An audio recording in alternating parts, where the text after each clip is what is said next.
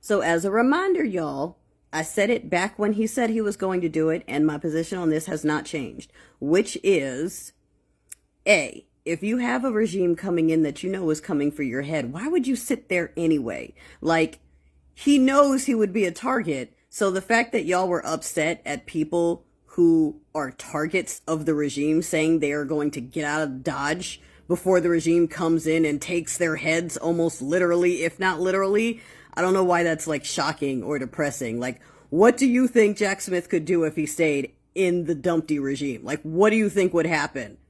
It doesn't make sense. Come on, think. Now, if you don't believe that the regime is getting in and you believe something else is cooking, then a lot of these key people who are resigning with this administration would be great picks for some future roles. If, you know, speculation. So, yeah, that's the answer I said then, and I'm sticking with it, okay? So don't get discouraged when people who said they would leave at the end of this administration go ahead and leave, because my answer is still the same. Why would you want them to stay with the incoming regime literally calling for their heads? Like, pointless, that they wouldn't be able to accomplish anything. And B, I don't think they're leaving because of the regime. I think something else is going to be offered to them. Don't forget, a bunch of those executive orders that Joe Biden signed the other week put an order of succession in place for the heads of these departments. If there's no administration and for some reason we need an emergency, someone has to fill the role for an interim amount of time. That is a very specific thing to put in an order for, especially when you know the incoming regime is going to throw it away immediately. They're not interested in any of the people that Joe Biden laid out in the succession order, okay? It's okay? And he knows that Dumpty would get rid of it immediately, so there's only one reason you would set that up, and it's just in case you need a backup temporary interim administration to keep things rolling while certain other things are being handled and ironed out. It's the only reason to do that. So, anyway, yeah, my answer stays the same. I looked at Iowa and we got trouble, my friends, in River City. Hi, I'm Nicole. I just play piano, but sometimes I'm like clicking around in my data and I accidentally come across things, and here they are. This is a chart showing the percentage vote of each precinct's absentee percent versus its election date percent. I don't know why it looks like that. I don't know why there's a hole here and a hole here, and it looks like two sets of parallel lines. I do not know. Here's 2020. Here's what 2020 looks like. I don't know. So I was doing some other looking into Iowa because I've been working with a few different new models for the past few days, and one of them is called the Spilkin model, and I really like saying Spilkin model, but what that is basically a tool to measure the distribution of votes based on the turnout percentage for each precinct. And here's 2020. You can see the dots are evenly distributed all across the chart because there's like over 1,000 precincts in Iowa. So if you have, let's say, a red dot right here, would mean that Trump got a high percentage of the vote in a precinct that had a high turnout. So you can see, like, that's what that dot means. And like over here, this blue dot, this dude means that Kamala got a low percentage of the vote in a precinct with low turnout. And it looks pretty well distributed. Here's 2024. All those well-distributed dots have just been pushed into the middle here. And something that's interesting is it almost looks as if these dots have hit, boop, a wall right once they've gotten like between 80 and 85. As if like a cap had been put on the voter percentage or the turnout percentage or something. The lines are crossing over each other. It looks real pretty. And I saw one other way of presenting kind of that same data that I wanted to try, except what this one does is it shows you how many votes there were in each precinct with a certain number of turnout. So I'll show you 2020. Here's 2020, and there's a few things that are odd that stick out to me here, like this valley and this valley and this valley, which would mean to me that there's a lot less votes in precincts with this number turnout. So I thought that was odd. My AI data analyst I was working with didn't seem bothered by it though. And what you can see is overall, both candidates have like a general curve. There's a general curve going on. Here's 2024. It's giving Mount Crumpet. All those votes that had been here are now pushed all the way over to around 75, with, there's a little hard drop off here and a little hard drop off here. And you can see here, Harris has a higher number of votes than Trump, but it's nothing compared to this mountain. So I'm definitely not alleging anything happened. That didn't go so great for Ann Seltzer, but a lot of people had been asking me about Iowa. So there's Iowa. Draw your own conclusions. And bone, arrest the president. You got the evidence. That nigga is Russian intelligence. When it rains, it pours. So, did you see Vance in his pants' little post where he makes a joke about not going to his own inauguration because he'd rather go see like a college game or whatever? I know it's a joke, but darling, isn't he like the youngest person to get VP? He's like my age. So we were already talking about his face and his body language when they did the certification and how he had the oh shit face the whole time, except for when folks were taking photos. But when folks weren't taking photos, his face was like, oh shit, oh shit, oh shit, oh shit. And now he's joking about maybe not going to his own inauguration. Come on, y'all. If you are feeling something in the air and it is giving you apprehension, darling, it is not just you. It is in the air, and it is because things are cooking. I'm going to tag a video of one of my friends did. Thank you so much for doing it. He explains it so much better than I could. Why some of us weren't upset yesterday with the sentencing, because we knew it was going to go that way. And I just wanted to clarify, because, with J6, I was one of the people who said it's not going to be Congress. It's not going to be them. But even I got swept up in hoping it was going to be them because it would feel so good to watch them stand up, right? Even though that wasn't going to be the play. And I knew it, but even I got swept up in it. So for the sentencing, I stuck to my guns and said, this is not going to be the thing. So anyone hoping, watching, and thinking that they're going to cuff him up into... No, they weren't. And it's not because he just gets away with everything. It's because we're looking at a bigger, much bigger picture. It is not just about keeping him out of the seat. It is about this alliance of tech bros that have aligned themselves with Ruski, I Ran Away, and Chinese Takeout, all right, that are trying to do a coordinated thing. The smelly one is a stooge. He's a Trojan horse, all right? He's bait. That's why he stays in the trap, because he's the bait. The sentencing was just as important to what's going on as the certification was, all right? Just as important. And I know it makes us uncomfortable. And for those of you who are going to hop in the comments and go, do they know it needs to happen soon? There's only 9 days. There's only 8 days. There's only... Like, I don't know why y'all hop in the comments and say that. I think most of y'all are bots that say that. Yes, we know it's coming up. What do you want me to do? You want me to call the three-letter agencies and be like, excuse me, user number 2458 says hurry up. You have 30 minutes in case you didn't know. Like, come on. Listen to me, darling. That J6 report that the House just released from J621, okay? Almost 900 pages.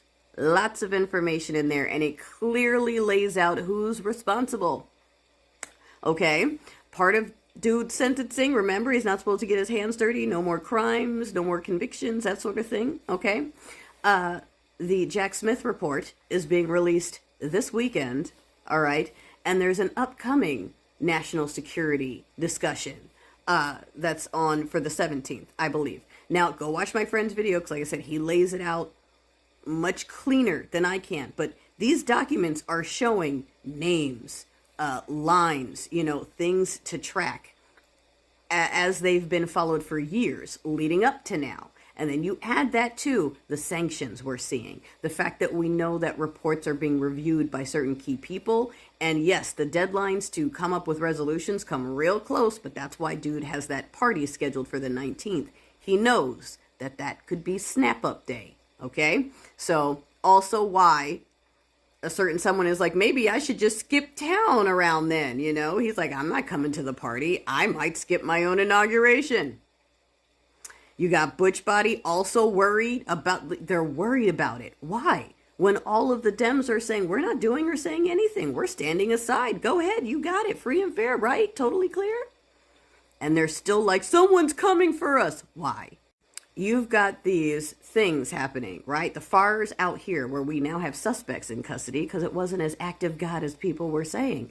The explosions in the sky over in on the East Coast, I think the Carolinas last night, just random. What the hell was that? There's a lot of stuff going on that I can't fully explain right now because we'll see how it all goes together. But you know it goes together. I don't know who is pulling which strings, but I feel like we're sitting in the middle of both sides, like. And one side is trying hard to start some shit leading up into the week. They're trying hard because you know there's one side that wants to declare martial law. And they are going to do whatever they can to try to lay the field for that to happen. So it's going to be interesting watching what else they've been having cooking to make that happen. But rabbit hole speculation on my part, I think that's a part of it too. I think that's going to be added to the stack, the towering stack of charges these people have been building for themselves over this whole session. All the illegal activity they've been doing, all the federal laws they've been breaking publicly, and everyone's like, what the fuck? So we have the certification. We have the conviction/official sentencing. These are all important points that needed to happen in order for those executive orders, etc., to really come into effect, to come into play. Then on top of that, pay attention to the information that was released, is being released, is continuing to be released. You've got the House J6 committee and their almost 900-page report. You've got the Jack Smith report coming out, again, for similar things. You have international nations saying, we have proof of the same thing connected to Muscatina, all right, who I'm sure is mentioned in some of the other reports. We've got sanctions on Ruski, Chinese takeaway, I ran away, all right? Like, it's brewing, guys. It's brewing. So stop watching the TV wanting to see his tiny hands in handcuffs because you're thinking too small. That will not solve the problem. That doesn't snap up the tech bros. That doesn't snap up the people putting money into this, okay? That doesn't stop the Zuckies and the Muscatinas. You understand? There's so much more that has to be stopped. It's not just him. He's the stooge. He's the Trojan horse. So I'm going to put those in the caption. Take a look and just hang on, baby.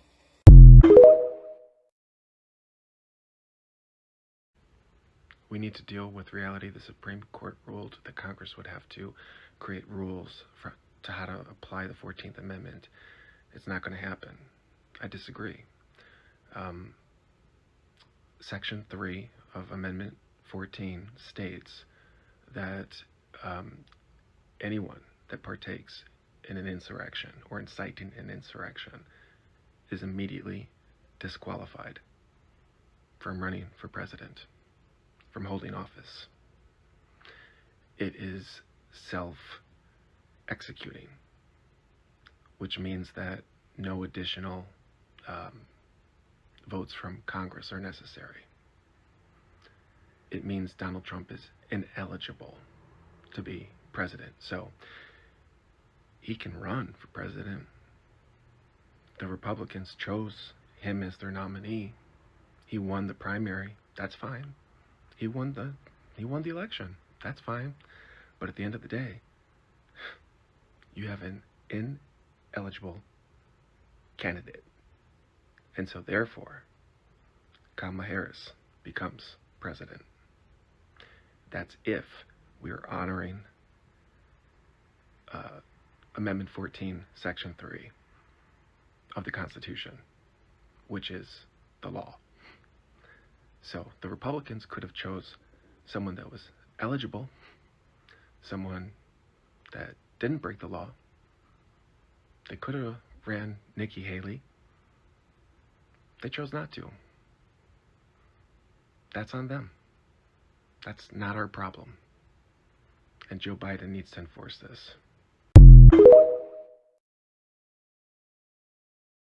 We have breaking news right now. Special Counsel Jack Smith has officially resigned from the Department of Justice, ending a tenure in which he became the first special prosecutor to ever prosecute a current or former president of the United States. Special Counsel Smith made this decision known in a new public filing filed with Judge Eileen Cannon in the Southern District of Florida. Specifically, the filing notes that Smith submitted his confidential report to Merrick Garland, the Attorney General of the United States, on January 7th, just a few days ago, and officially separated from the Department of Justice yesterday on January 10th. Special Counsel Smith was unable to complete the prosecution of Donald Trump either in D.C.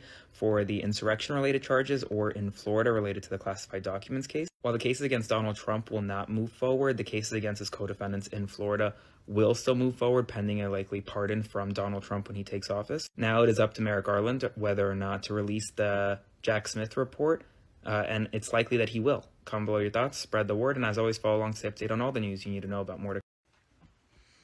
This morning, Donald Jackass Trump became officially sentenced as a 34-count convicted felon.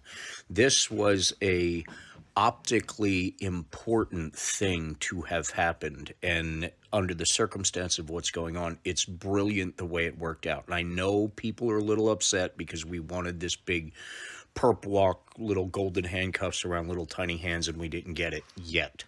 But here's the beautiful thing. As they said in the process of this, Judge Merchan in the sentencing, the both sides, were in a way wanted it to happen. Trump's legal team can't fully appeal everything about this case that they wanted them to appeal because the cycle wasn't finished, because the sentencing wasn't finished. It wasn't completed, which is the same type of thing with the certification of the election. So now that the certification is done, remember when I was talking earlier in different videos and all my lives about the different laws that have been tweaked or changed or written since 2016, specifically pertaining to this type of activity and the prosecution and investigation of this type of activity. I was bringing that up to look at the big picture, and how it ties in with the Judge Merchan thing is simple. Donald Trump and his gang of merry red-hatted idiots have been going around for years saying that he gets basically there. He's never done anything wrong, and the ultimate proof of it, he has never been sentenced. He's got a clean record. It's not optically on his marquee of his Donald J. Trump. Now it is. Permanently. For the rest of his life. It's done as of this morning. So now where it stands is Trump's people are going to go all out and appeal every single thing about this case, trying to get it thrown out. But it stays on his record. The reason they're able to appeal it on different levels is because it's completed. The same thing with the certification of the that we know has tons of issues in it. I know people keep thinking of the timeline. I know people keep thinking of we wanted this faster. Where's the incident of this person did something wrong? This person did. Jack Smith, Merrick Garland, they're all there. Jack Smith's reports of J6 are coming out. The in-depth reports any day now.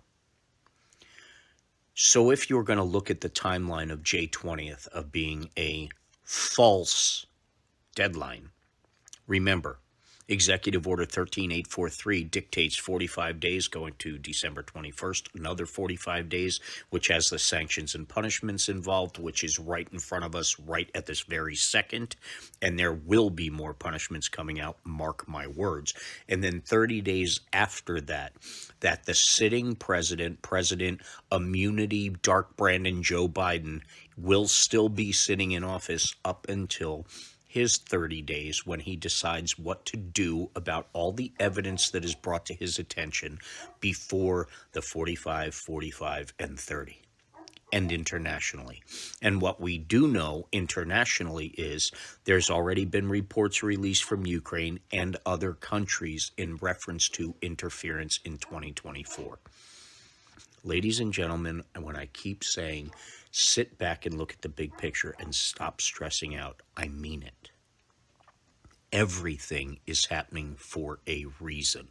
And before you get upset with any of that because you don't quite understand why or how or the process or whatever, don't bring yourself down that rabbit hole and recognize one simple thing. Trump's biggest argument about his perfection and his innocence was taken away from him for the rest of his life this morning. And all of his people that used that same argument for the last 10 years, it was taken from them this morning too. That's progress. Now, it may be a little bit easier of a pill to swallow what's coming next on the test-taking side of the election side of the world, because all of the information that's about to come out about J6 and the reports and whatever is released for the documents. Remember, there are 2 other cases still going in the documents case, so they may not want to release all of that evidence right now, but they may release some. They are going to release most of the J6. That is going to tie in other people in different positions in government and will trigger legal action against them too. When I said this is just beginning, I'm not kidding. There is a lot going on behind the scenes. So please, take a step back, take a deep breath, and relax. Have faith that all of this is going to come together. And January 20th is kind of flexible. Just in case, do you think they did enough pre-game protection with the fences, with the armed forces, with all the security, with already J6 was a national emergency filed years ago to make sure there's enough resources? They're that prepared for J6. What do you think they're prepared for on J19 and J20? What do you think the investigations have turned up since 2016? We're about to find out. Calm down. Grab your popcorn and appreciate what's actually happening right now. This is history, and you want to soak in every little corner of it that you can without stress. Just recognize and repeat one simple thing. He's not in yet.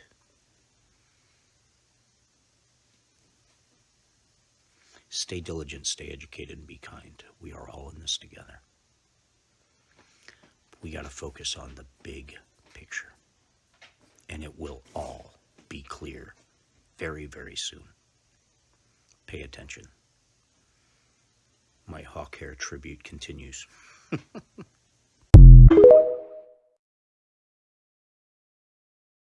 All right, y'all, it's rolling around in my head, which means I have to say it out loud. I need you to bear with me. All right.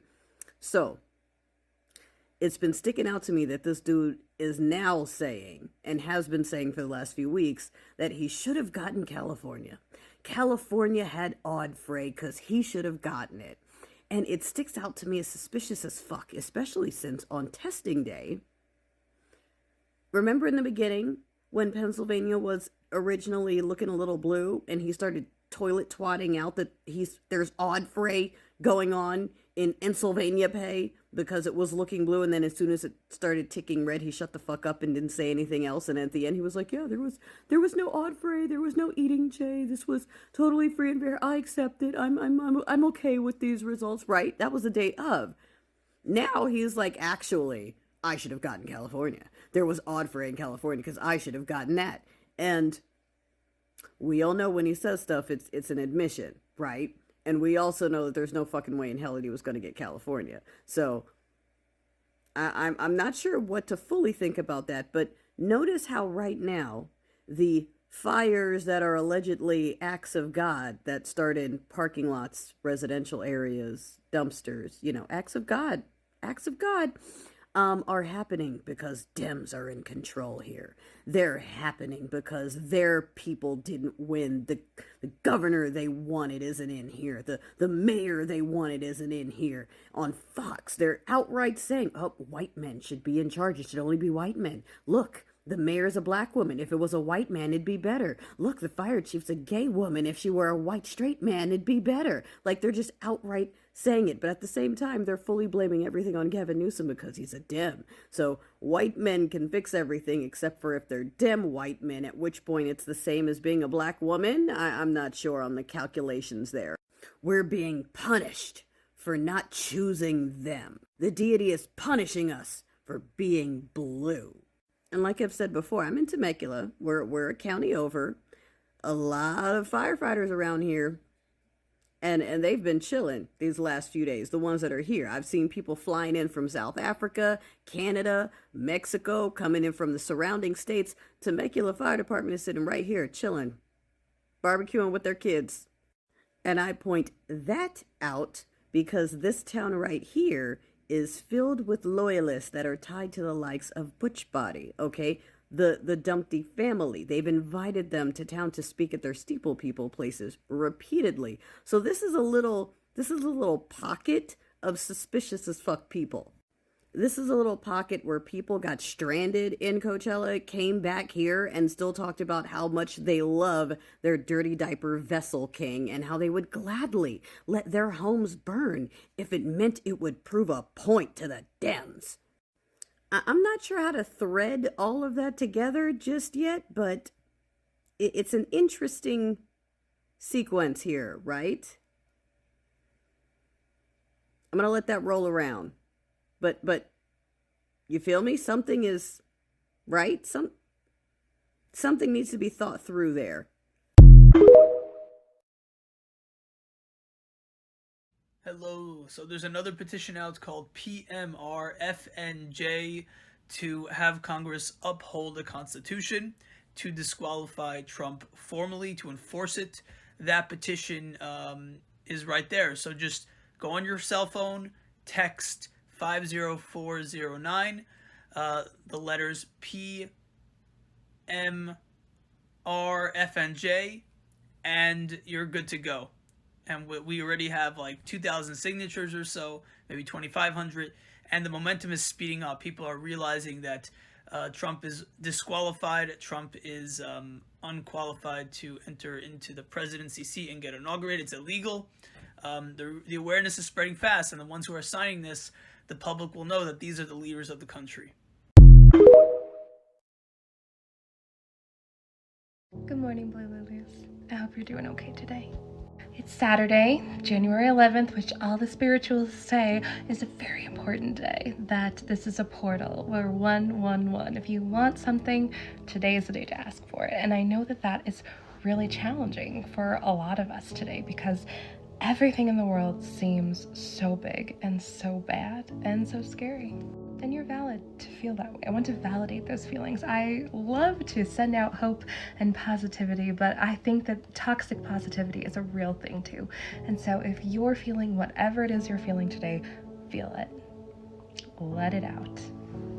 Things aren't looking good for our little old TikTok here, and it's looking like, based on the arguments that they saw yesterday, that it's likely that this will be going away at the end of next weekend. And it's heartbreaking. It really is heartbreaking to me because I was not an overnight success here. I spent a really long time. It took me a year and a half to get to 5,000 followers. It took me like another month to get to 10, and as of this morning, I'm just about at 40,000 followers. So I'm happy that I hadn't made any life changes in order to depend on having TikTok be my side hustle, but I'm just really feeling a lot of pain and sympathy for those who did, because how horrible. Like, a lot of people are going to lose their livelihoods over this, and so I'm not going to tell you like, oh, everything's going to be fine, because for them for a long time it won't, and that's hard. The Joker got his little fake sentence yesterday, and we knew that that was exactly what was going to happen, but it does solidify that he is indeed a convicted felon, and he will have to submit his DNA into the DNA database. But it's hard to believe anything will happen about that, just because if you or I had done that, we would lose everything. And he just gets to say, oh, look, everybody loves me. Even the smooth operator in chief loves me. And it's hard to watch. I was really encouraged by the fact that the leaders of British Columbia came out and said that someone had indeed been fiddling in their costume contest, and they're going to investigate that to the fully. And so that means we have Venezuela, Georgia, Romania, UK, Germany, and now Canada saying that somebody or something, I wonder who, could have been fiddling with their freedom. And yet, for us, we still hear nothing. Word on the street is that we have until the very 11th hour of next Sunday to hear something there as well. And I mean, it's 11:11. I'm going to go ahead and hope for that to be true. But it's scary out here. And so this morning, when I was trying to come up with what to say to you guys, I was thinking, like, well, what can I do? What can I say to not add to the despair while still being completely real with y'all? Because that was the promise that I made to you. And I kept hearing Run by Snow Patrol. You know, light up, as if you have a choice. Even if you cannot hear my voice, I'll be right beside you, dear.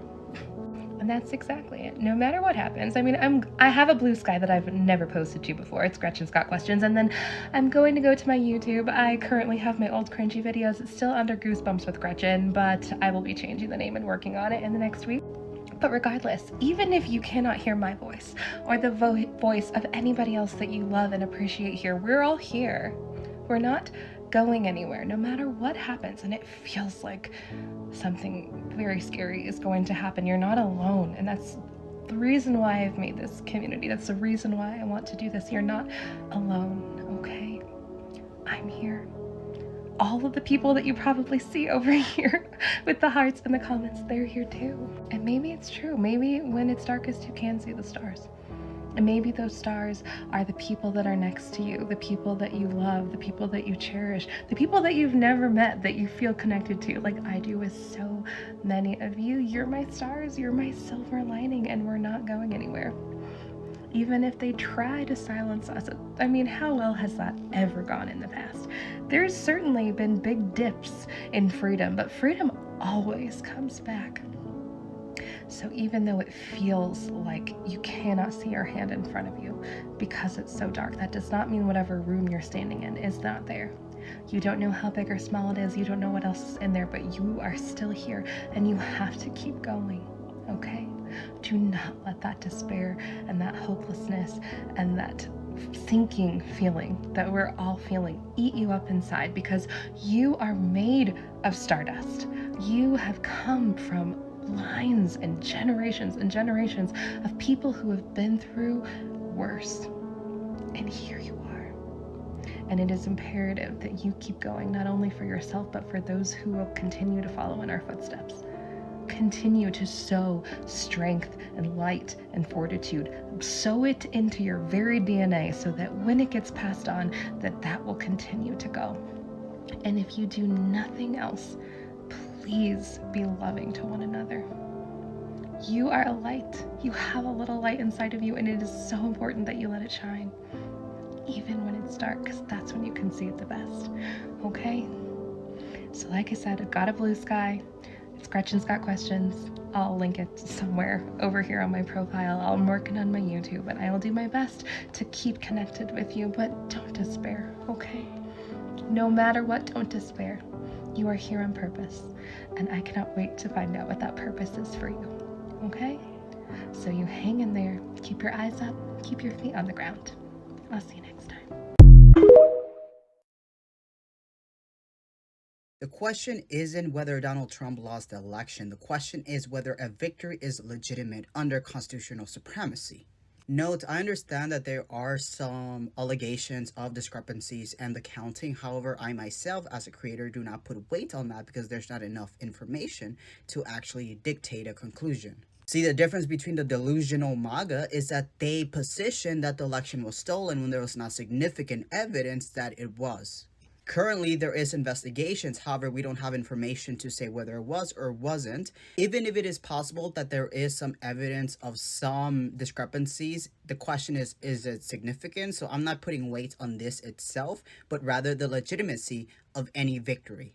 Because if Article 6 of the United States Constitution tells us anything, it is that the Constitution is the supreme law of the land. This means that you are incapable of challenging the Constitution unless we actually amend it. In this reality, the constitutional supremacy is capable of overruling democracy, because democracy is only possible derived from the United States Constitution. Once this legitimacy dissolves, then all of that is meaningless. And we know this per Federalist 78 through 83 of the Federalist Papers. Now, what is known per the January 6th report, which has its authority derived from Article 1 of the United States Constitution, is that the certification happened on January 7, 2021, a day too late, a day past the deadline of January 6, 2021. This means that as the commander-in-chief, Donald Trump failed at the bare minimum level to use his resources as president and commander-in-chief to actually quell the chaos that resulted in the delay. Then there is evidence that this was willful, that this was intentional. And this is all full of that evidence and laws that were broken under his guidance. This means that former President Donald Trump failed to do his basic duty of adhering to his oath to the Constitution under Article 2. Before he enters on the execution of his office, he shall take the following oath of affirmation. I do solemnly swear or affirm that I will faithfully execute the office of the President of the United States and will, to the best of my ability, preserve, protect, and defend the Constitution of the United States. Did he do that on January 6th? No, he did not. Had the certification happened on January 6th, I wouldn't have any weight, but it happened on January 7th. This means that he failed. This means that there is a remedy required, and in the courts delaying this case, it means that there is legitimacy questions to his victory. So the question isn't whether he won the election, but whether it's legitimate. Because in making him the president without any remedy as to whether or not he actually contributed or comforted in an insurrection per Amendment 14, Section 3, the disqualification clause, where no one who has taken an oath to protect and uphold the United States Constitution shall have engaged in an insurrection or rebellion against the same or given aid or comfort to the enemies thereof. At the bare minimum, former President Donald Trump comforted in the insurrection. Now, there are three possibilities as to how our Amendment 14, Section 3 can be executed. One is through the courts, a case which was delayed, of course, which means that the courts failed to actually satisfy their duty to uphold the United States Constitution. But also Article 1 of the Constitution also provides Congress with the capability to call forth the militia to execute the laws of the Union and suppress insurrections. They failed to do that, which means that another branch failed to uphold the social contract. And of course, the executive also fell on that day. That means all three branches failed. How do we know this? Federalist 9, written by Alexander Hamilton. The Union as a safeguard against domestic faction and insurrection. A firm union will be of the utmost moment to the peace and liberty of the states as a barrier against domestic faction and insurrection. Did former President Donald Trump quell an insurrection? No. So this means that we are not a great union because of former President Donald Trump. He failed to uphold his part of the social contract as the executive and commander-in-chief and president. This is a direct violation of Article 1 of the oath and of Article 6 supremacy clause. Because above democracy, above the public opinion, above the executive, above the judiciary, above the legislative is the people per the Constitution. Federalist 78, written by Alexander Hamilton, where the will of the legislator, which is Congress, declared in its law stands in opposition to that of the people declared in the Constitution, the judges ought to be governed by the latter rather than the former. They ought to regulate their decisions by the fundamental laws rather than by those not fundamental. Federalist 81, admit that the Constitution ought to be the standard of construction for the laws, and that wherever there is an evident opposition, the laws ought to give place to the Constitution. See, the worst thing that can happen, even if there is evidence of fraud, is that the courts will not want to take it seriously and will just say, hey, it's already done, we're not going to do anything about it. It's also questionable whether the disqualification case will go anywhere, because obviously if it's president,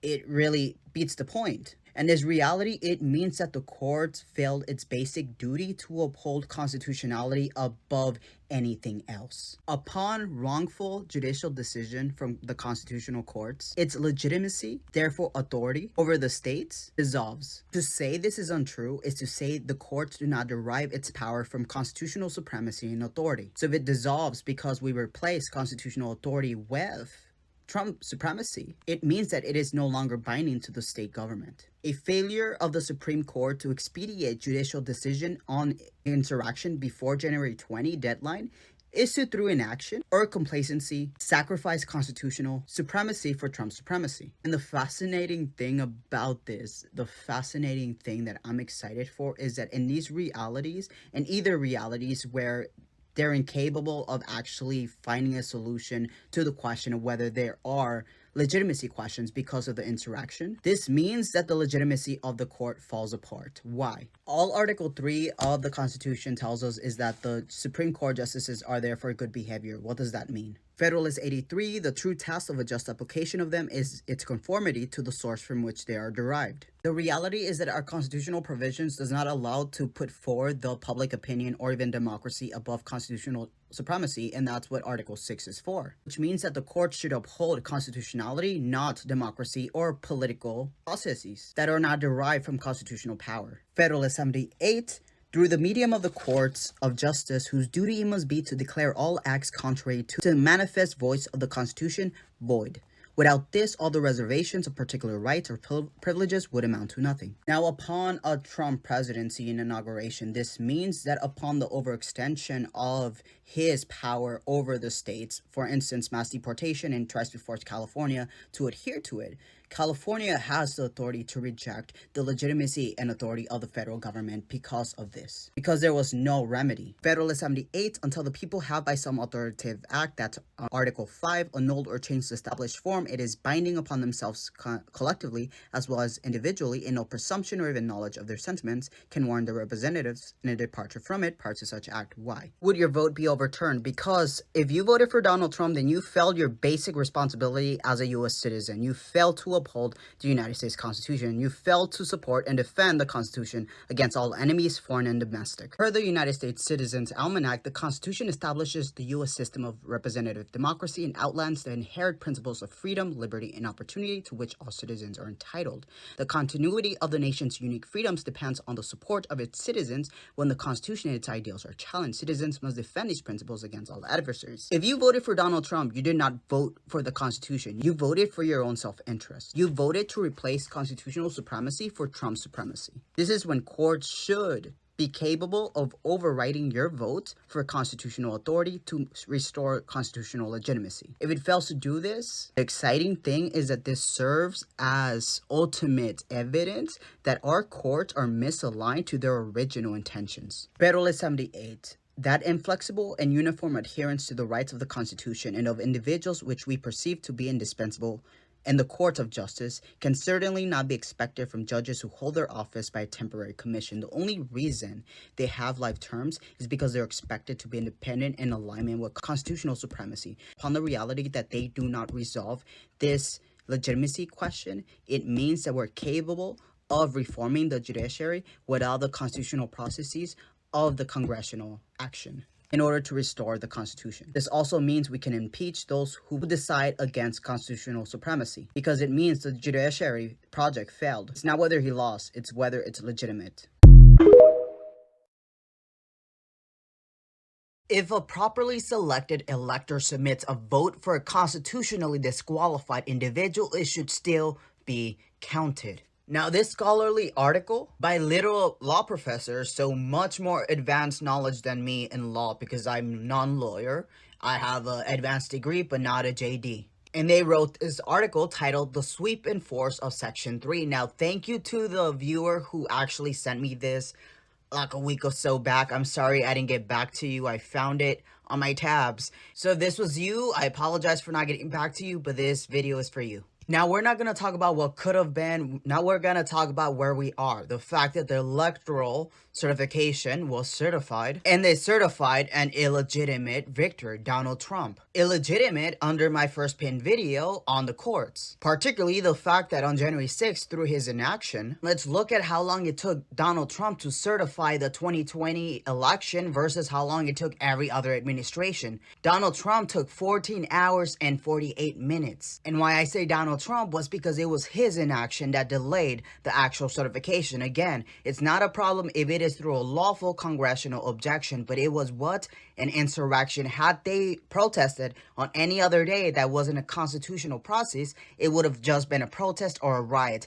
But the certification is what made it an insurrection. It was the date, it was the process, it was constitutionally protected, and they should not have been there. But 14 hours and 48 minutes, that's how much they delayed the certification. That normally should take 30 minutes, 41 minutes, 22 minutes, 36 minutes, not 14 hours and 48 minutes. So through inaction, he can be applied under Amendment 14, Section 3 of the United States Constitution. And why would this trump over the democratic outcome, even if there is nothing fishy in there? It's because of Article 6 Supremacy Clause. There is no provision in the United States Constitution that allows for supremacy to be subverted by anything else, including the branches, including you, me, including democracy. We are in a constitutional democracy. That democracy has to uphold supreme constitutionalism. So the Constitution challenged by anything else is null, is void, because there's no authority for anything else to be above the Constitution. Remember,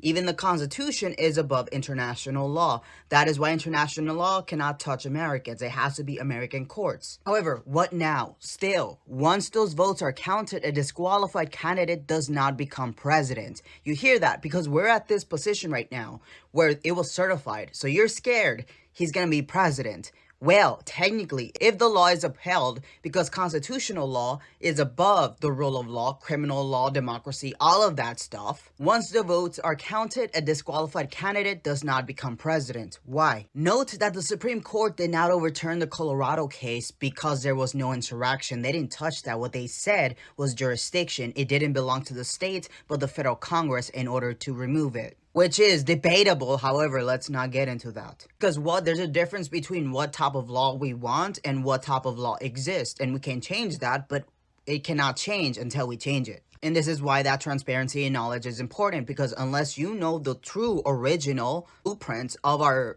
governance and government, then you're over here accepting less than what you deserve, because that's what you were taught to accept. How do we know this? This is made explicit by the self-executing command of Section 3 of the 20th Amendment, which sets the constitutional terms for the president. And this is important because you ask yourself, well, what's next? And what's next really depends on whether or not there is foreign interference or fraud, right? Because if that comes into play, then you can use both. But we're gonna just remove that from our minds and just go to the disqualification clause. So if it is only challenged through the insurrection, right? Through the disqualification, if and only if there is no foreign interference, then we will transition into this reality. Again, still, once the votes are counted, a disqualified candidate does not become president, even if he has the most votes. These are from people with law degrees, not me. Now here, what it says in this paragraph is basically that for a second, J.D. Vance would become the president, because assuming there is no foreign interference. So he becomes president until Congress figures out who the next president is. So the only reality in which he could become president is in the reality where Congress chooses to remove Section 3's disability. Now, I don't think we'll get this far because I start to get stressed out given these solutions, but I really do believe that there will be substantial evidence that will help us in other avenues. However, within this reality of just insurrection, there are two paths for involuntarily removal from office, because he can always just resign. The first is impeachment for high crimes and misdemeanors. I do not believe that would be successful, because the first one wasn't successful, so why would it be successful this time? It also seems to us possible that a president who is, by operation of the Constitution, legally disqualified from holding his office might be said to be unable to discharge the powers and duties of his office within the meaning of the 25th Amendment. Now, I know you're questioning, you're really frustrated. Why didn't it happen before? Remember originalism? If you don't remember, watch my second pinned video on my profile. The Griffin's case. Here, a Chief Justice of the United States basically argued that Amendment 14, Section 3 is not self-executing. Why? The core of Chase's argument was that if If Section 3 weren't immediately operative, self-executing constitutional rule of disqualification, it would have inconvenient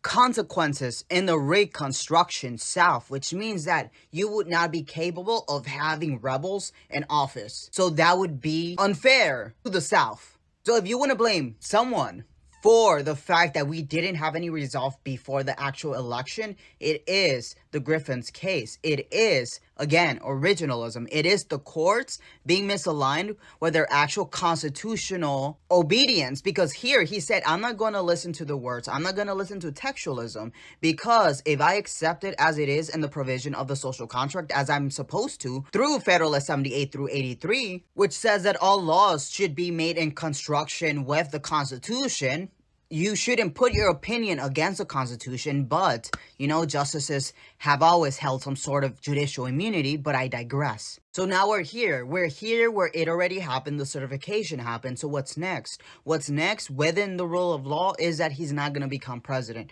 Now that gets complicated depending on whether or not we have other things going for us, like FI, right? Within that reality, it gets more complicated as to what the procedures are, because if there's FI, then that means the ticket is compromised. If there is FI and disqualification, then that means JD can become the president if there were some sort of question, right?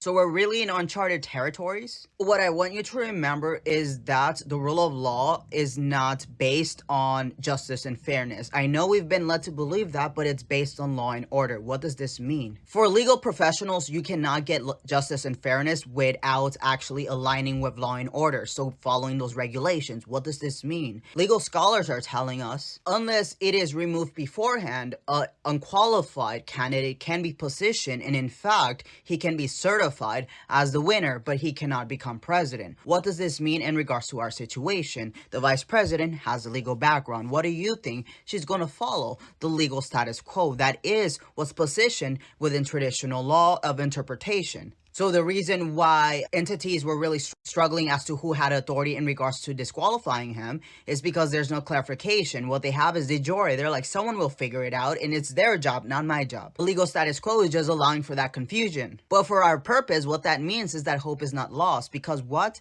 We have the rule of law. We have supreme law. So we actually have substance that is focused on objective fact. So I hope this gave a little bit of hope, because while the rule of law can be frustrating because it's overly complicated, it works.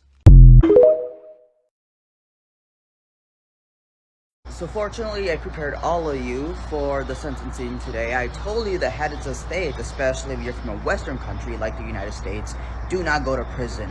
Why? This is not necessarily an issue just about the American justice system. It is a global precedent. So you can blame the justice system. However, it is a global precedent. Why? Because if you imprison a former head of states, that one gives a bad reputation to your country. The United States does not want that.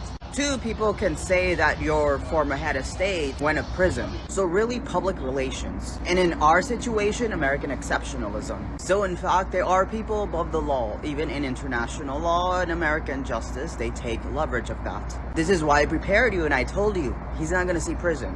Even if he does something that should send him to prison, he is not going to see prison. Why? Because he used to be the president of the United States. And sure, we can have conversation about changing this, but remember, there's a difference between a law that you want to occur and how it actually is. And first, we have to accept it as it is before we can actually transform it. So just remember that this is not the battle we wanted to win, because I told you, he's not going to go to prison. But what's the end goal that we want?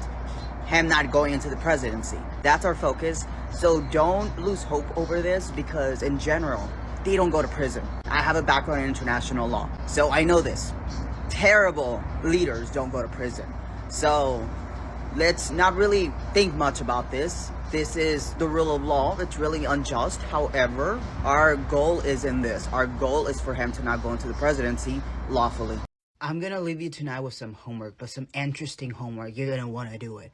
Now watch the attached video to this description. But before you go, consider this. What are we always talking about on this channel, right? Decorum. How Democrats love decorum. They love to show some sort of respectability, politeness for the camera, for the nation. So when this creator goes through the videos, I want you to think about how Democrats are interacting with Trump. Are they interacting with Trump? And consider the fact that the Decorum National Party usually loves decorum. Do you see decorum? In the clips, I did. From who? From former President Barack Obama. However, consider how other politicians are acting. Consider how President Joe Biden interacted. Consider how Vice President Kamala Harris acted. And rather, the question that I ask myself, for a party that loves decorum, what would be so significant and substantial that would make me act like Donald Trump does not exist? Note, there's not just Democrat politicians there, it's also Republicans, so take that into account as well. However, the party of decorum, do you see decorum here? That's your homework, because that's the crumbs. All right, y'all. I am scouring these comments trying to figure out why some of y'all are feeling kind of like low today, because I'm not feeling it. I am like, so I'm trying to just respond to see what was in there. Some of y'all said you were a little discouraged by the Canadian EI, and I don't understand why. Like, I mean, yeah, EI is a bad thing, of course, but it's not a bad thing to have yet another country talking about this and joining the list of countries that have an issue. I shared a clip, but there's going to be some more information coming out that is specific to us that they have, okay? So this is a good thing. It's not a bad thing. And the other thing you need to realize is that their red party, or, you know, I'm in quote, they don't call it that, but, you know, their C party is not like ours. So when you see, like, in France and in Germany and in Canada, where the C party and the D party both come together and say, we don't like this shit, that is the norm in a lot of the other countries, all right? So when you see Canadian conservatives talking, that's not a bad thing, okay? It's not like our whole different brand and breed, okay? Their conservatives are like our blues, okay? Don't get me wrong, there are pockets of the crazies around the world, but generally speaking, that's pretty unique to us, all right? And that's why Putineska and First Boyfriend have been trying to fund other parties and give them that kind of momentum, because they don't have it. That's also why they're spreading the propaganda that conservatism is on the rise. It's not, okay? They're telling you that, and the bots are repeating it. But when you look at the parties in these other countries, they are telling First Boyfriend to kick rocks because they're not interested in Mad Hatter level stuff, okay? So that's not a bad thing.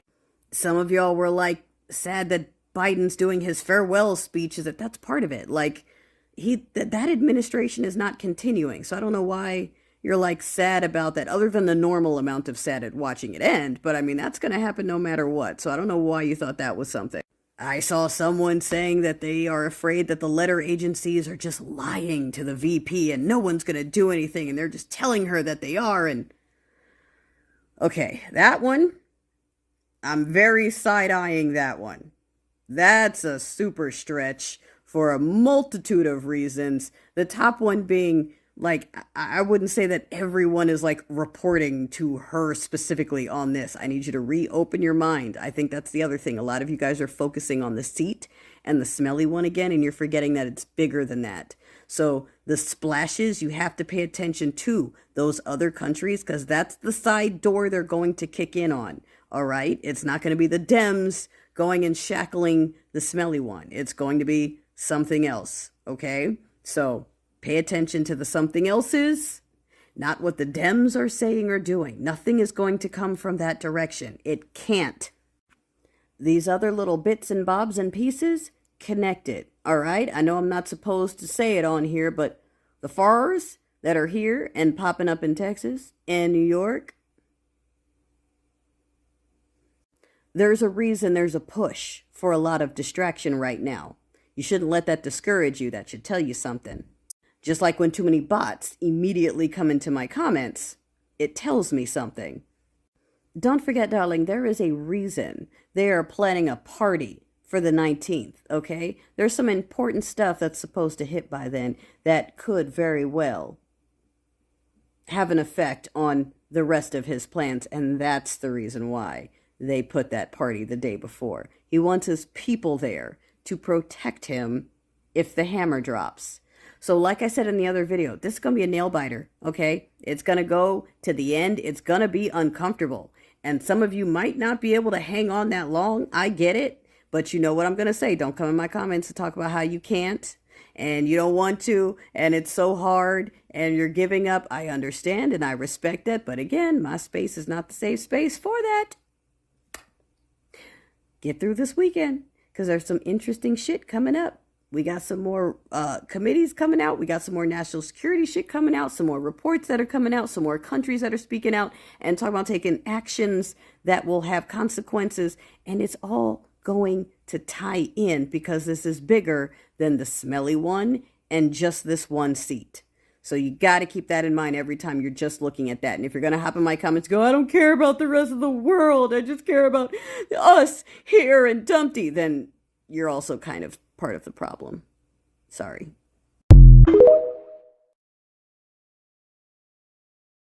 So today kind of sucked. Not only did Donnie Dumpster Fire not get held accountable again, like that, yes. Does it suck? Yes. And like, here's the thing, is that, like, I knew he wasn't going to. Like, I made a post last night where I was like, what's the chance? Ha ha ha. But I knew he wasn't going to get held accountable for shit. And I think people think I'm, like, always dead serious. The only time I was serious, like, dead serious was the whole, when the Electoral College votes, like, were just MIA from the National Archives, like, that whole debacle. Like, still don't know what the fuck is going on with that. Like, that was just fucking bizarre, okay? There's no other way to say that. Weird shit. Never seen it before. You know, that was still in my book one of the weirdest things that could have happened. And that was like the only thing that had changed and made me think that any of this shit was going to happen before January 6th. Like that was what, for me, it was what did it. It wasn't anything other than just, holy fuck, they don't have enough electors to certify this election. But, as per the usual, you know, Don the Con just skates right out of it like some sort of fucking, I don't know. He's like John Gotti. I don't know how else to say it. He's Teflon Don, just like John Gotti was. And then, tonight, I'm at work, and it already snowed about, I think the total from the other day was like 6 to 7 inches of snow, which for the Cincinnati area is a shit ton of snow. And then we're going to get like 2 to 4 on top of that, and they are freaking the fuck out. Like, it took me a fucking hour to drive home. It was just a day. It was a fucking day. Like, I had such high hopes for today. No. Nope. The other thing that kind of sucks too is that it's going to get to be like, I think it's going to be like 5 to 10 degrees outside overnight, which that's more our jam, is like the single digit temperature thing. But this snow shit, it's like, well, for us too, part of the issue was that it was ice. It wasn't even just snow. And, our Cincinnati is not a good city for, like, for instance, Indianapolis and Columbus are relatively flat cities. So, like, when it snows there, is it a bitch? Sure. But, not that big of a deal because everything's flat. Here, it's a big fucking deal because, like, the hillsides are like this. Okay? Not good. And do you think that they've heard of using sand in there? In the salt? No. Why would they want to do that? They could get so much farther in the city of Cincinnati where the hills are like this if they would just fucking use sand too. Nah. But yeah, I was hoping I would have more to say tonight, but I'm tired. It took me forever to drive home. That took all of the rest of my spoons for the day, I guess. I don't know how else to say it, so. Joe Biden is doubling down on his belief that both he or Kamala Harris could have beaten Trump. I think I could have beaten Trump, and I think Kamala could have beaten Trump. I thought it was important to unify the party. I don't want to be the one who caused a party that wasn't unified to lose an election. That's why I stepped aside, but I was confident she could win. Now, this is kind of reminding me of Jay Ann Salzer. As some of you might remember, she was a renowned pollster who was kind of the gold standard, who has said over and over again that she still stands by the numbers she had put out. You know, she was completely off base on the results, and now she's saying she's retiring. I don't know, maybe she was correct and there was interference.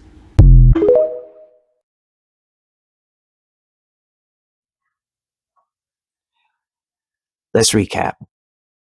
France, Germany, the UK, Spain, Romania, Georgia, not the state, the country, and now Canada. Every single one of these countries experiencing the same thing all at once. I've linked the video below. Go watch it. Now, unlike the others, Canada hasn't named the perpetrator. All they do essentially is list facts proving that there were issues. But I'm pretty sure if they find a culprit, it will be exactly who we think it is. If anyone at this point in time still thinks this is all a coincidence, it's time to wake up. So go watch that video and come back to give me your thoughts. By the way, go check out my YouTube video where I talk about everything and where we go from here. Stay hopeful. Trust your gut. And no matter what happens, please know you are definitely not crazy.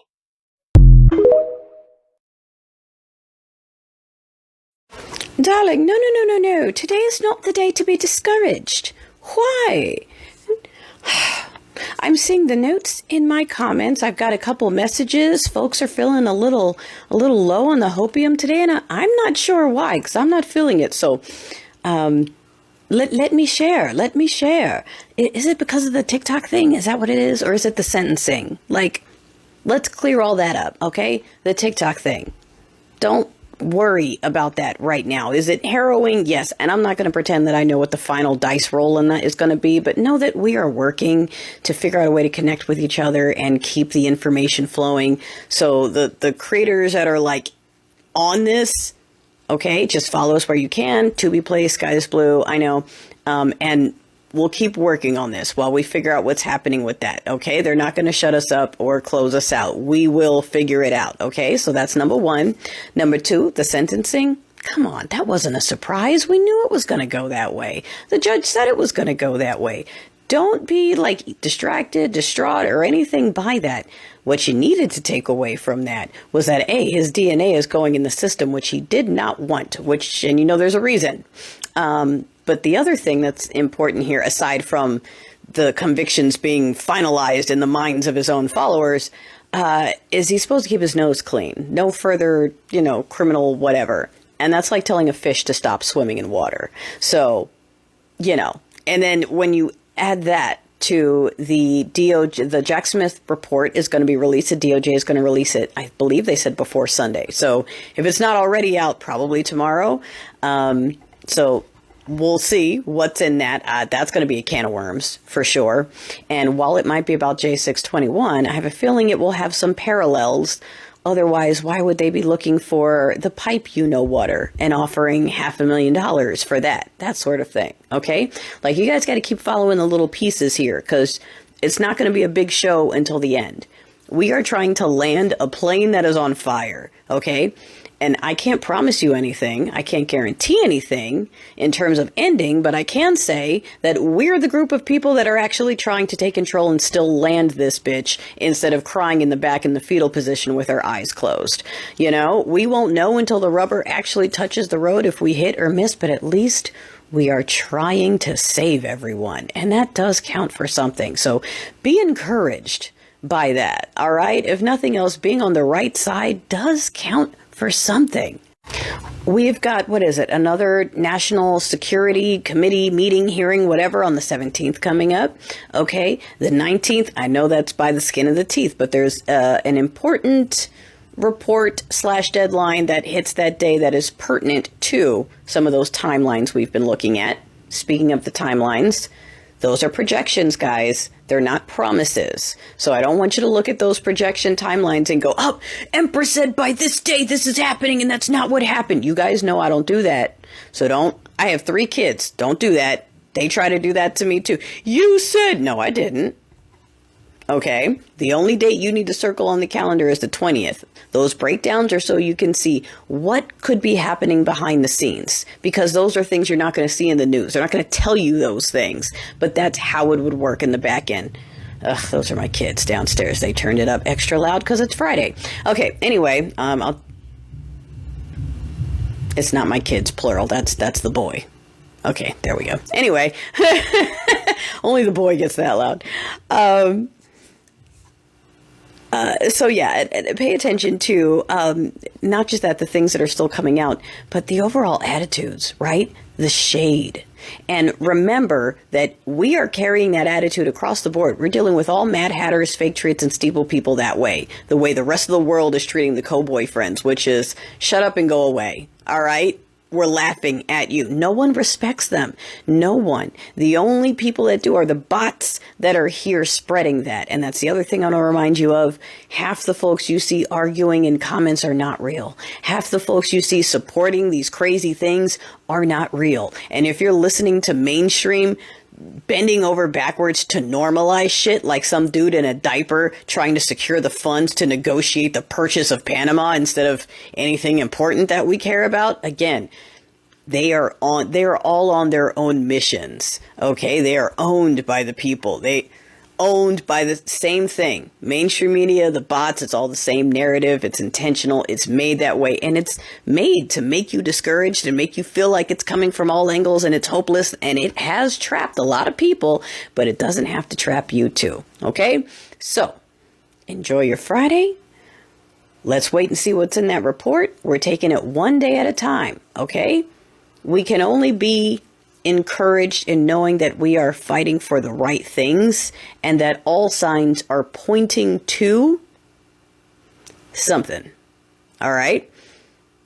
Is it really that outlandish? Like I said, the 2 options we have now are both out there. You are either looking at the rollover and takeover. You are looking at an entire party that's smiling, knowing that a regime is coming in and trying to gaslight us into believing that they're going to work on better life for the middle class. Like, you know, it just doesn't make sense. I know we don't have faith in our systems and our parties, but that sounds just slightly less likely than we're finally getting to take down this axis of I ran away, Ruski, Chinese takeout, and the folks that they've been connected to in trying to grow their power. Folks like the co-boyfriends and other key folks in other places where they messed with their tests, okay? The walls are closing in and you should be able to see it, okay? Focus on that and not what the bots in the mainstream are telling you, because they don't want you to focus on that, okay? And also pay attention to all these little incidents, all these fires, California, Texas, New York. I live in California. We're side-eyeing it. There are suspects in custody. You can't convince me that there's not something bigger to that, and it's not an intentional piece of getting everyone distracted and drained today, which happened. So just hang in. Okay? Hang in. Not every day is going to be a fireworks day. But shit's about to get interesting. So what do we do? Who, what, can do anything to stop him? Well, ideally, Joe Biden will stop him. We have approximately 2 weeks left, a little less than 2 weeks left. Donald Trump has proven to be a domestic and international terrorist based on the language he's using, based on what he's pledging to do, which is take over Canada, Greenland, and the Panama Canal with force. That is a war crime as defined by international law. So being that we have an incoming president that is threatening us and other countries alike, that he's going to invade and take over that territory, that makes him a domestic and an international terrorist. and he needs to be treated as such by Joe Biden and by our U.S. military. This should be enough to disqualify him from being president. If that's not enough to disqualify him, we have the 14th Amendment, which clearly states that any person that partakes in inciting an insurrection or carrying out an insurrection is automatically disqualified from being president. Between those two measures, Donald Trump cannot be president. It's up to Joe Biden and the Democrats and Congress whether they want to pursue this. But they literally have to act yesterday. Time is running out. And my message to Joe Biden, if he by chance sees this, is that the most peaceful outcome of this entire situation is that you handle it yourself with the U.S. military. We need a military operation to handle this domestic and international terrorist. We know what he plans on doing. He has said it openly, publicly, on multiple different occasions. What he's planning on doing is illegal. It is further dividing us against the world. It's not part of his campaign. It's not part of anything that we discussed during the debates, during the campaign, during the rallies. This is just something random that Donald Trump has decided out of the blue that he wants to do with no justification, totally unprovoked. He said he will use military force against Greenland and Panama to take control. He said he will use economic force against Canada to take control. Now, whether or not he's saying this to cover his own ass for not being able to deliver on his policies that he promised the American people, or whether this is something that he truly is going to do, that's irrelevant. The words have been said. He has said what he plans on doing, and we must take him for his word, because the risk of not taking him for his word and just kind of shoving this under the table and being like, oh, this is just Trump being Trump. What if it's true? Joe Biden, I'm asking you, what if it's true? What if when he takes over as president, he invades Greenland with force? He invades Panama with force. He uses economic pressure to invade Canada by means of taking over these territories. That would mean that NATO would protect these three countries from us. We would be the aggressor, which means that it would be like Russia invading Ukraine, and the United States would be like Russia. So it makes us a target. Donald Trump is making the United States a target for retaliation measures. He is weakening our national security. He's posing a threat to our national security. And it's totally uncalled for. It's not necessary. Nobody asked for this. We do not deserve this. And so, President Biden, I'm asking you to act. Because if you fail to act, you're leaving it up to the people. And if you leave it up to the people, I can guarantee you that upon reflection, you would have wished that you would have acted.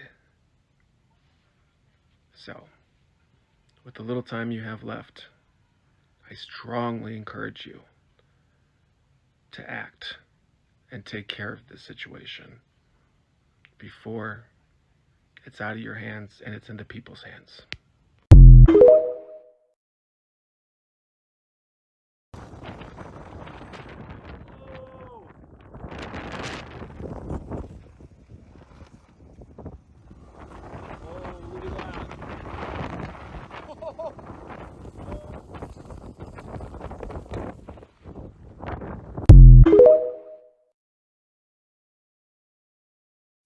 I did miss that. So thank you to my friend for sending that to me. So yes, so on the 6th, one of the House committees did file a 78-page report on J6 2021.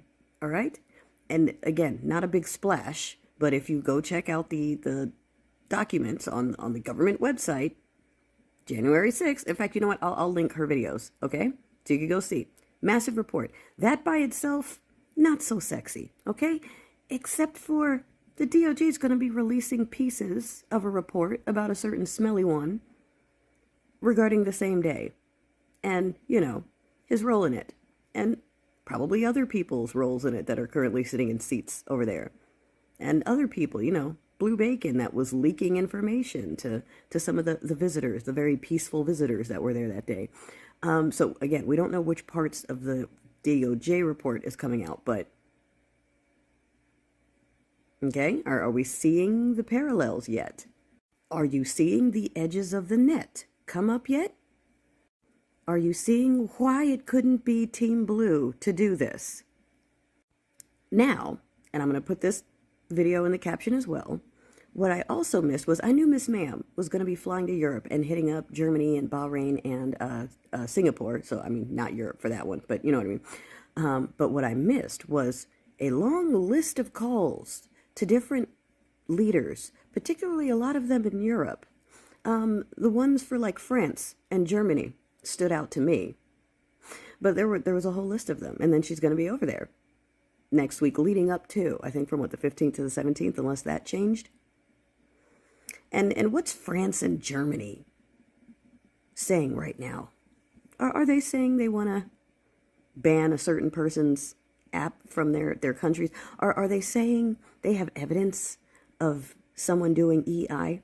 Are they saying that they have proof that he was using his platform to do the EI? And they're saying that he also had plans to do it in their countries, which means he was doing an awful lot of talking. And like I said in the videos last night where I got real excited, you know, he told someone. He walked right into that fucking trap. He got so bold, he ran right over there and went to all these different countries and was like, hey, see what I did over there? See my product over there? See how that worked? I could do it for you too. I could make sure you win. I got you. Just all you have to do is kiss the ring and I'll give you the money and the product. He ran his mouth. So yeah, so they have information of what he did and what he was planning to do to repeat in other countries. And again, like I said yesterday, isn't it interesting how by making the situation so easy for them over here, they thought it was so clean that they could just run around the world and do the same thing. It's almost like the trap worked. Almost. I mean, I guess we'll find out, but hang in there, y'all. Good morning, Blue Lulus. I hope your coffee is strong and your will is steadfast today. Because as usual, I feel like I say this every day, but today again, everything feels very crazy. News is emerging saying that the European Union is now officially looking into ways in which they can seek legal action against Dark Batman because of the ways that he has been fiddling and messing with their costume contests in several of their different nations. What this will mean in terms of consequences for him is unclear right now, but it sounds like they're at least willing to say the quiet part out loud. I've also noticed that there's a lot more people in the mainstream media that are coming out and saying, hey, I'm looking at everything that's happening, and are you sure? I know that you only have 11 days left, but you are the most powerful person in the world, Maverick, and this would be unusual, but desperate times call for desperate measures. You're not going to do anything? Anything? And it's frustrating to me that it's taken this long for anybody to say anything, but he's right. Like, the guy on MSNBC who came out and said this was 100% correct. It is not over officially until this day. So if there's something that could be done, it needs to be done, because everybody in the entire world is watching us and they're terrified. Can you imagine being one of the people to the north of us, or in the green place, or in Panama, and just having this guy come out and like make these accusations all willy-nilly, and you're just sitting there like, I didn't have anything to do with this. I didn't choose this. I didn't put my tallies in for this. And now they are potentially going to be subject to his will, this megalomaniacal crazy person's will, because our team is so focused on decorum and looking sweet and nice and well behaved. I've been thinking a lot about this. Like, why was I so sure that something was going to happen? Like, what made me believe that? Obviously the data, but there were so many people who were like, yeah, I see that, but I don't think they're going to do it. Why did I think that they were going to do it? The biggest reason was because of all the silence, right? Like, in the event that they're not going to do anything, then they just ghosted us. So you really just hung up your hat afterwards, walked away. You spent literally years, the better part of a decade, telling us that the Joker was a huge risk to everything, our entire way of life. And then November 7th comes around and you guys are just like, okay, well, let's live another day. I don't want to look like them. Like, I don't know. Nothing feels like it makes sense to me right now. I want so badly to believe that on Monday we're going to hear something. I really do. I want to. But I don't know.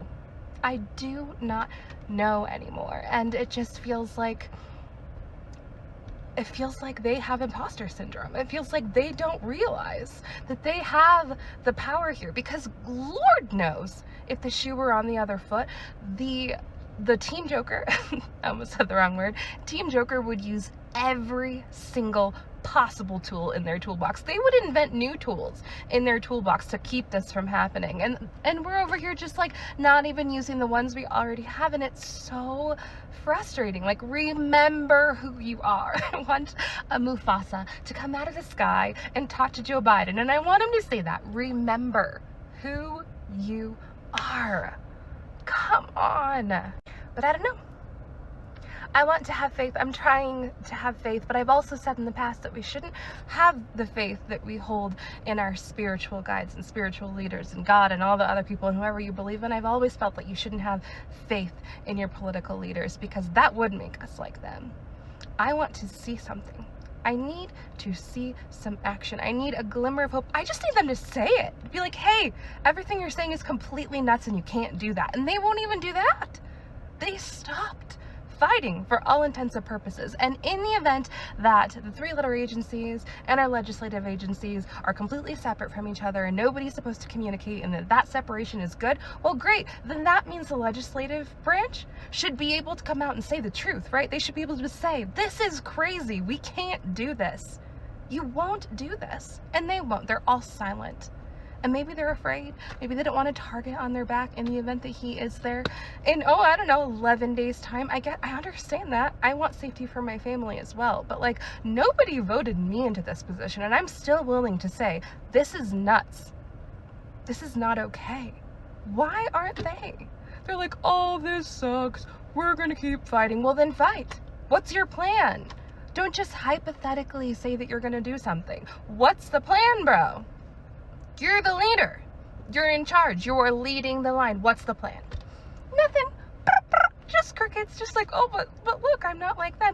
And then like Adam Schiff, he brought that dude there and said nothing. As my friend Recognizant said, this was the first costume contest checkmarking that didn't have any objections since 1989. That was the year that I was born, and I have to carry around ibuprofen in my purse every day. That was a long time ago. Like, so I don't know. I don't know, y'all. How are you feeling today? Please let me know in the comments. If you enjoyed this video, give me that comment and a follow. Join a Blue clan. It's nice and cozy over here for the most part. And as always, keep your eyes up, keep your feet on the ground. I'll see you next time. Okay, darling, let me clarify. When I said they are now asking to be saved from themselves, and even they were hoping that Team Blue were going to remain the adults in the room and stop anything really crazy from happening, it was in reference to that congressman. I forgot if he's former or still sitting, but going on the news and basically making a public plea to President Biden to do something. Can't he do something with his presidential powers to stop this? Now that we see what we bought. And I just wanted to highlight how important the psychological part of this has been. Again, looking at this from the view of something that's been cooking for 8 to 10 years, okay? Things that have been tracked and monitored for years, okay? The psychological part is huge. Like the fact that Dumpty is the perfect stooge.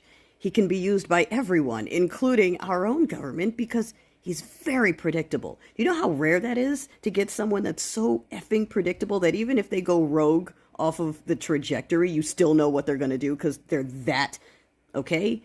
That's also part of the reason why he got away with so much. He's a slippery fish because he was the bait fish for everyone else, and everyone else knows he's a stooge too. That's why you've got Muscatina, Heritage, Ruski, I Ran Away, Chinese Take, all these places, right? Using this guy because they know. But what I was saying is that even Team Red is used to Team Blue being the adults in the room, used to us being the ones who try to stand up and stop it, and then they complain about it. But in reality, they know that they need that to keep them at least quasi in check. And for the first time, the entirety of the blue team has backed off and said, nope, you know what, do it. We're letting the inmates run the prison. Go ahead. Nope, we're not going to stand up. Did you know, thanks to my friend Raw Cognizance, I mentioned this on my podcast too, I totally missed that. That was the first time there was a certification with 0 objections in almost 40 years. It's very common for there to be at least 1 objection somewhere over something. So the fact that there were none over this one, when we know that there was shit, and not more so than that, not just no objections, smiles, nope, peaceful transfer, we're doing our constitutional duty, nope, and they're all smiling at each other, coordinated and clothed, just, doing our job. Like I said, the closer we get, the more obvious it becomes. So on the one hand, blue team not doing anything has ruined part of Dumpty's defense, because them making an accusation could then count as interference on their side if the DOJ or some other agency decides to hop in and go after him. He can say, oh, nope, because they were making accusations and they were saying things and they tainted this whole thing, so you got to throw it away. That's why they haven't said anything. That's why reports haven't come out yet. I swear, you guys in the comments every day, so if they have all this, how come it wasn't released earlier? Because it's about more than the smelly one. Much, much bigger. Open your mind, open your mind, open your mind. International, okay? Plot for 8-10 years. No, you don't release little pieces of the surprise like that, okay?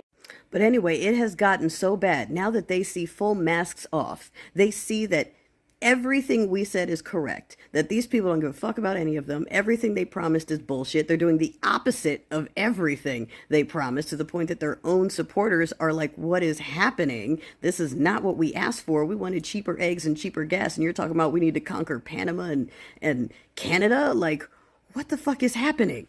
You've got these folks that are telling them, yeah, you're horrible workers. We're not going to hire you for shit. We're going to import work, and you can go work in the fields. Like, we're going to go to war with half the world because we need to for national security. I mean, Ruski security. I mean, national security.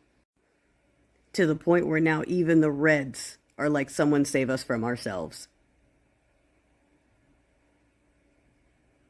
That was very important.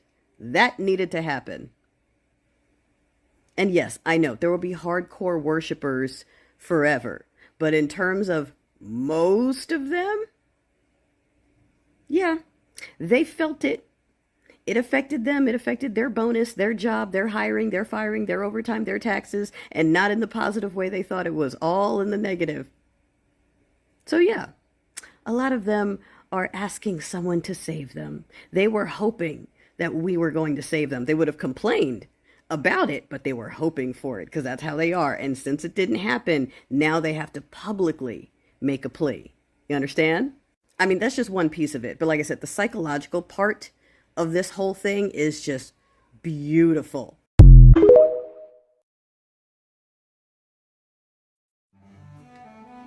Hello, people. January 6, 2025. A sad day in our history. I just wanted to come on here to urge people to hold on to hope. I know it's challenging at this time because we're really hoping to see something today. I am doing a live later on today at 6 p.m. so we can just gather our forces and share with one another, encouraging all of the other dreaming women and intuitives to please come on the live. And if you want to appear on my live, just reach out and let me know. I think people would like to hear from a few of us, not just me. And I'll just say a couple of things. I don't have any new information yet today, I'm still processing some of the information I already got. What I was told before today was that we were going to have a grid outage today. And I didn't know if that was symbolic or literal. I was hoping it was literal because the interpretation of the grid outage that's symbolic is, of course, failure or silence or no news. But alas, the snowstorm did not deliver an actual outage, and so instead we got the symbolic outage. But I do remain hopeful, and I do stick by what I've been saying, what my guides have been saying about there being a resolution on the horizon.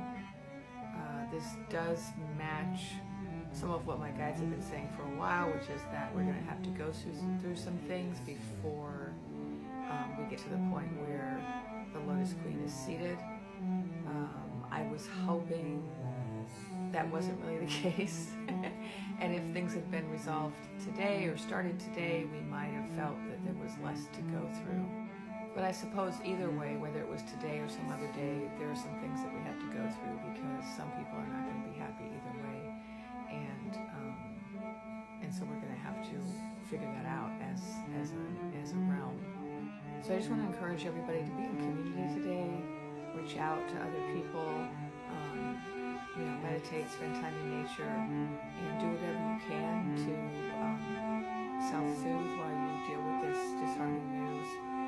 But if you can in any way, please try to hold on to hope. And I will continue to do whatever I can to assist people in holding on to hope and providing messages and guidance wherever I can. We're getting answers, y'all. We're getting answers. I mean, nothing tangible on paper at this moment, answers, but there is something we can do. So if you've been feeling out of sorts, I know, the word that I got, the download I got today was knowing, trust your knowing. But, I realize that for many of us, just tuning into our intuition is challenging and also maybe not satisfying enough, especially when there is fear. So 2 people you got to follow if you're not already, Empress CJJ and Ethical Psychic. Now, I just watched the Ethical Psychic's last post, and at the end, I got full body chills and a ringing in my left ear, which just absolutely said to me, and I checked and confirmed, and it's true, that this is the piece I want to relay to you. So the Ethical Psychic said that the orbs have been waiting for our leaders to tell them to step in. And I'll let you watch her latest post so that you understand why we may want them to step in. But basically, we, the people, have the power. Remember, I've been telling you that? And we, the people, we don't need to be the government to say, hey, you up there in the sky that I've been seeing video of, that I know are circling the planet right now, just waiting to pitch in and help. We can say, hey, we need your help. So I want you to psychically, out loud, whatever, I want you to take a moment, get centered, get grounded, and ask for help. Because we can be in our power and ask for help. That's part of being powerful, is to know whom to call on. And so, yeah, I love this idea. I'm going to go do this now. I believe I already have, just incidentally, in my little internal conversations with them. If it feels crazy, who cares? The world is mad now anyway. So let's go full on Delulu, Blue Lulu, whatever you want to call it. And let's get that help we deserve. I've been thinking about this phrase, false hope. Can we talk about it for a minute? So we all agree that hope essentially means, by definition, expecting something positive to happen.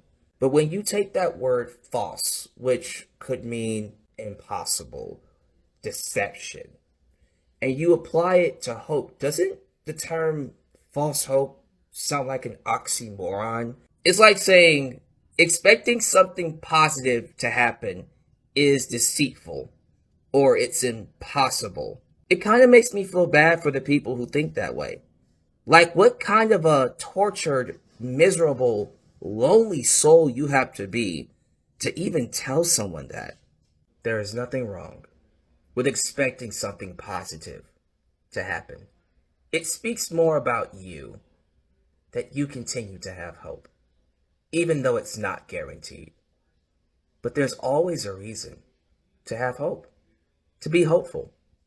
You need hope to get through to the next day, because without hope, why wake up? Why get out of bed?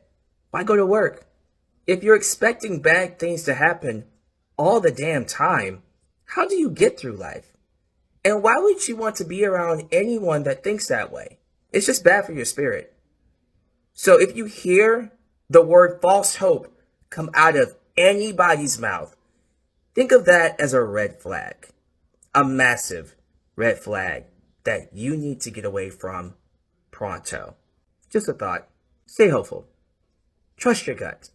And know at the end of the day, you are not crazy. Oh, you're absolutely right. Those of you who didn't do your homework, Execute Order 13848 has 3 parts. The first part was from November 5th until, of course, December 20th. That's the assessment.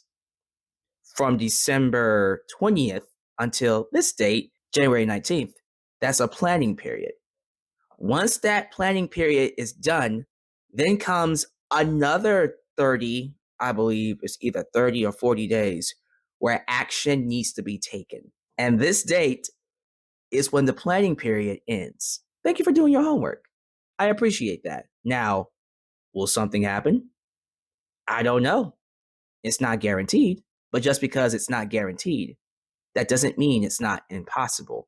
Miracles happen every single day, and I believe in miracles. But isn't it a coinkydink that DJT is holding a victory rally on this same date that we all said was very odd? Why not wait until the next day on the 20th when you're sworn in? Why hold a victory rally? Is it because he knows what's in this EO and he knows what's coming? That would explain why he's so scared. Something to think about. You know something is brewing when a former Republican congressman goes on the news and has a fine, I'll say it moment. Former Florida congressman and current political analyst David Jolly went on MSNBC just yesterday and said the part that we've all been thinking out loud on air. Now for the full video, go check out my page. I just reposted a video by Shark Mama that has the full clip of what he said. Now, for those of us who were hoping that something was going to save us from another Trump term, this is definitely signaling things going in the right direction. Someone of actual, public stature is on the public mainstream news saying, what are we gonna do about this smelly orange elephant in the room? And at the same damn time, countries in the European Union are coming after Alonia for interfering in their elections. And I know we're coming really close to the wire here, but stuff's going down. No matter how many bot or MAGA comments I get telling me to shut up and move on, Trump is my daddy, etc., this is giving me motivation, because finally someone is saying, are we really gonna just let this happen?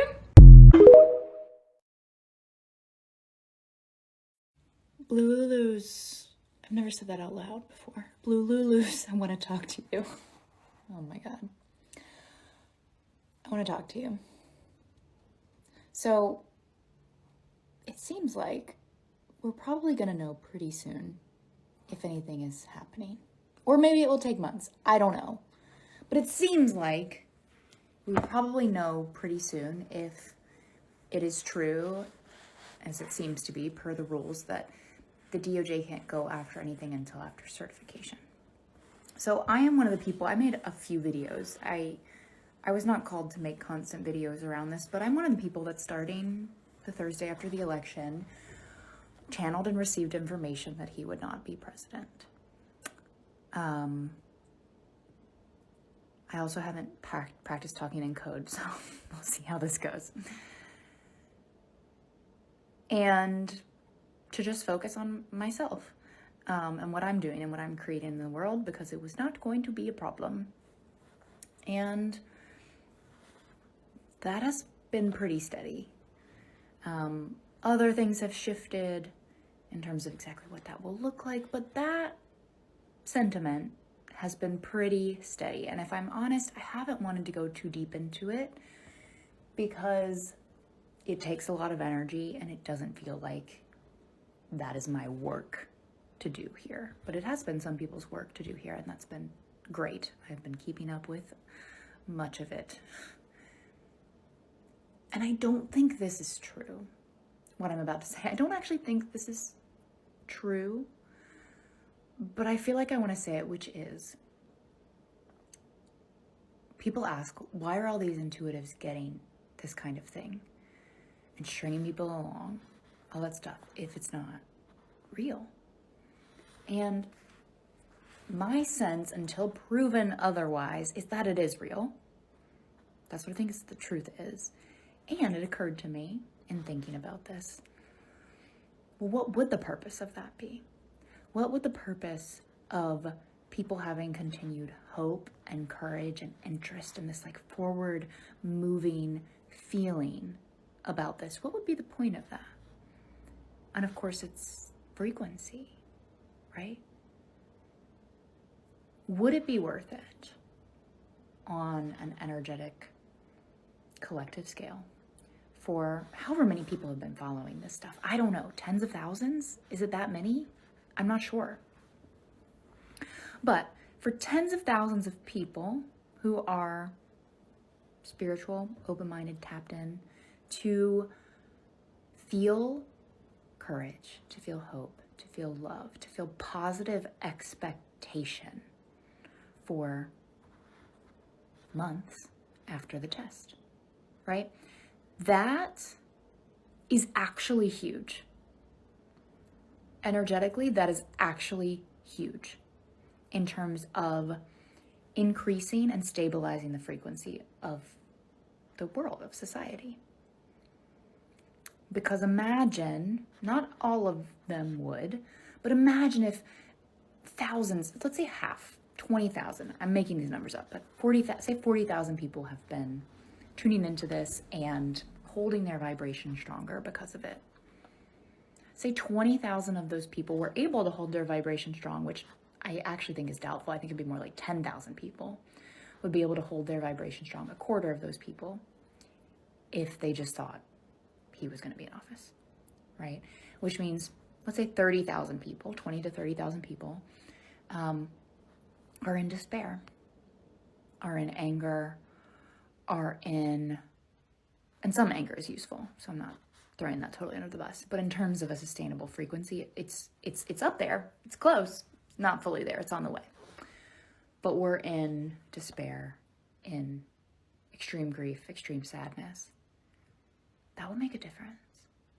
That would make a difference. And it was on my way to Christmas. It was like Christmas Eve when I received that humanity was, we were like going up and down and up and down, but we're starting to consistently be at a level of courage. And that would change things. Our frequency, it would change what happens moving forward.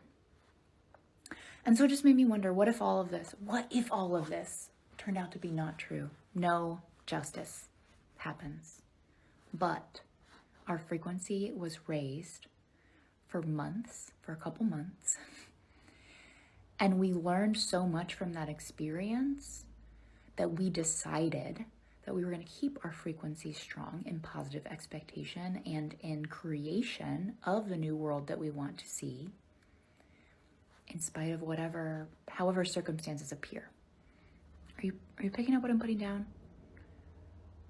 What if that was the lesson? And what if that was the most important thing? So I don't know what we're going to see in the coming days and weeks and months. I just decided I'm not trying to tap into that. I did try to tap into it the other night, and I just found it a little impossible. So I was like, okay, maybe that's not what I'm here to do. But I do think I've gotten a lot from this experience, this 4 a.m. Club Blue Lulu experience. And keeping our frequency strong might be the most important lesson that we've ever had, and that we've gotten to have that collectively in a whole new way that would not have happened otherwise, that would not have happened unless psychics and intuitives and ordinary people, we all can be psychic, we all can be an intuitive, but I just mean by trade, we're not receiving these answers, right? We're not receiving this message. I think there's more to it than that, but if that was it, to me, it would still be worth it. Just a thought. Take care. So I've had a few people ask, okay, well, what do you mean about the regime collapse? What do you mean it feels the same? What do you mean? Well, let me explain. I was 9 years old in 1991 when the Soviet Union collapsed, when the regime collapsed, right? My father was a high-level official in the KGB. He was an outspoken communist. And so therefore, you know, it was on the news. And I have vague memories of this because, again, I was only 9 and I am now in my 40s. So I remember just watching the TV, and I have these glimpses of memory of Yeltsin standing on top of a tank and yada, yada, yada. But the thing that I remember the most, and mind you, I lived in Latvia in the Baltics, which was one of the first places to secede from the Soviet Union, to declare their independence. The way the air felt was off. And I remember that feeling. I don't remember all the details. Obviously, I was a kid. I wasn't really concerned with politics, but I remember the feeling. The air felt wrong.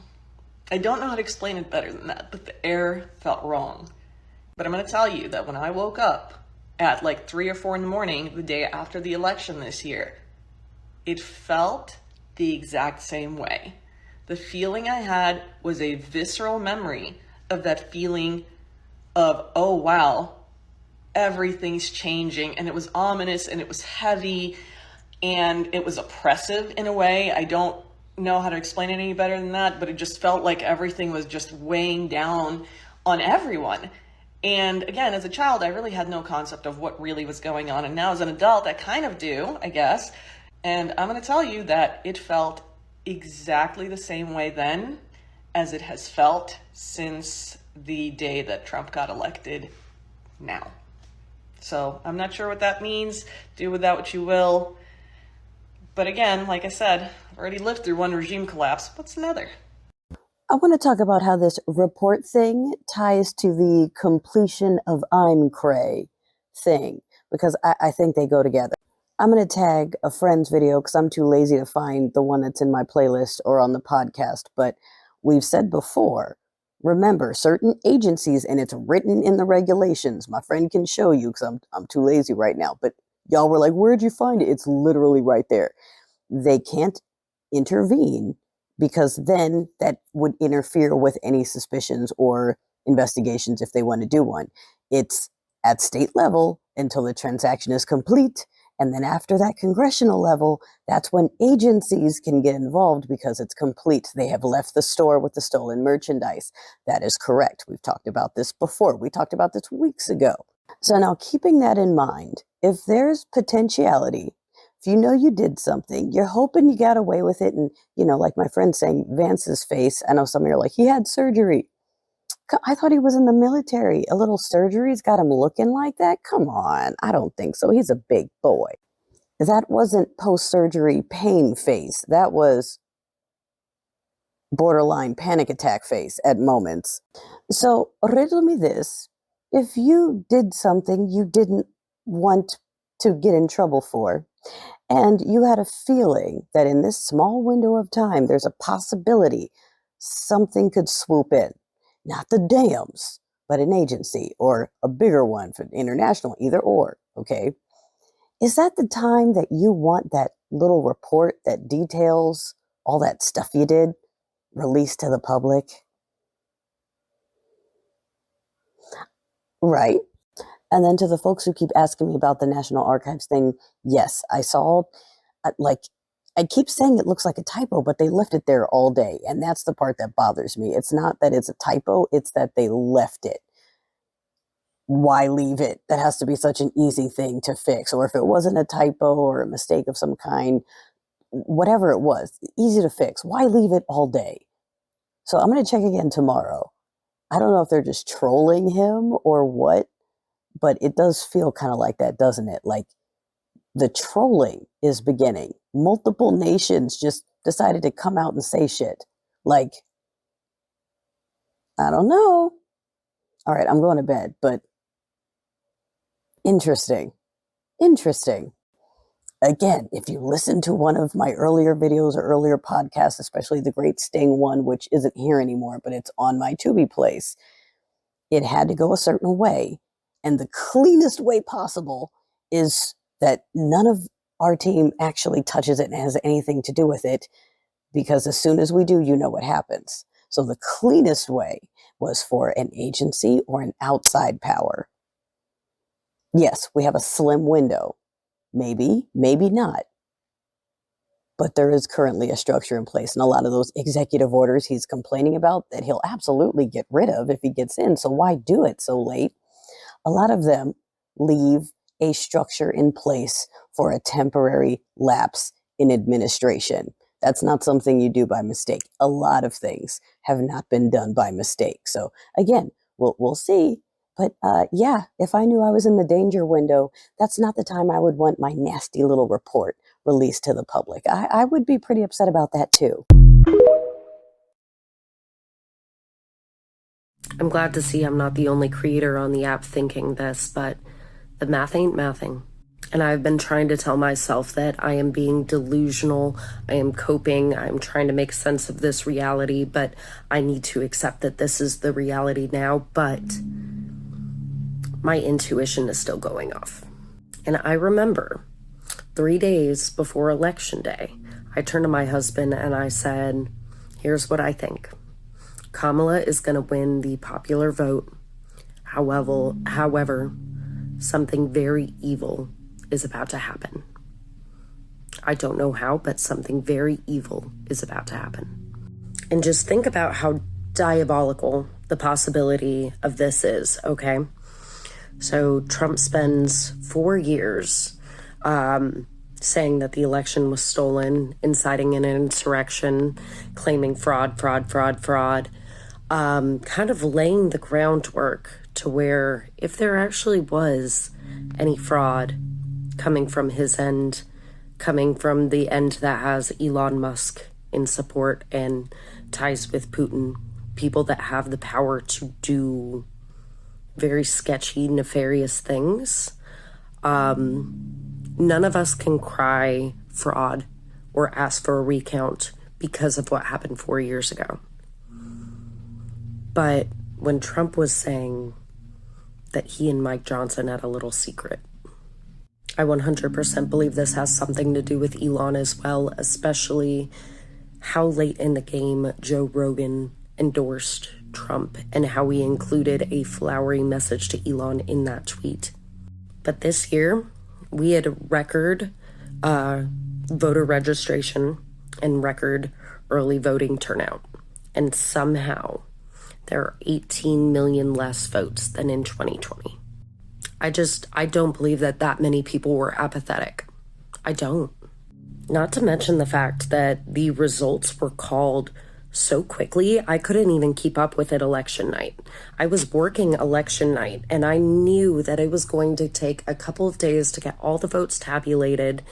Imagine my shock when 30 minutes into the vote counting, states were already being called. And I want y'all to think for a second what Trump's perfect election would look like in his head. Aside from being just a full sweep, all red states, if you look at the map, there's only like a couple blue states. It looks like the reddest election map I've ever seen. And Trump also wanted results early. He wanted the results to be known on election night. That's what he wanted in 2020. He is getting everything he wanted. And some other creators have pointed out that he has been way too quiet since winning, since getting everything he wanted. That's not like him. He's going to use every opportunity to boast and brag that he can. Why are they being so quiet? I realize that these kind of thoughts do put me into conspiracy theory territory. But I expect a con man to con. I expect a cheater to cheat. I expect a man who projects everything that he does on other people to do exactly what he is accusing other people of doing. I'm just saying, lay low for a while, maybe call your representatives, check vote.org to make sure your vote was counted, and wait. Be patient, lay low, and wait. I really don't know what to make of this, guys. As soon as I saw that the judge wanted Trump to get sentenced on the 10th, I was like, that's a very particular date. Why is that a very particular date? Well, we had a new moon at 9 Cancer on December 30th, and we'll have a full moon on January 13th at 20. My phone wants go-go juice. We'll have a full moon on the 13th at 23:59 Cancer, and January 11th. January 11th, what day is that? Oh, that's right. The North Node true calculation returns to the Aries point on January 11th. This is set for Phoenix, 4:01 p.m. If you're into draconic astrology, this would be the draconic chart matches the chart of the tropical western once every 18 and a half years. It is a resetting of timelines. Well, look, when was the last time that the North Node was at 00 Aries? June 22nd, 2006.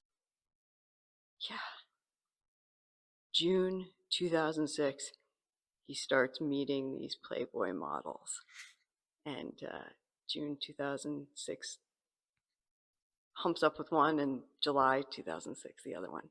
18 and a half later, it just so happens that the Friday before, because, you know, they don't have court on Saturdays, the day before the North Node returns to the Aries point, the world stage, the initiation of energy on Earth, he's going to get sentenced. Just some other insane stuff about this moment. I set the chart for, this is the Cancer full moon chart, actually, and on the full moon, wherever you are, the lot of fortune is always the descendant, and there's an exact conjunction of Machiavelli asteroid and Pluto on the descendant for New York City on the 13th.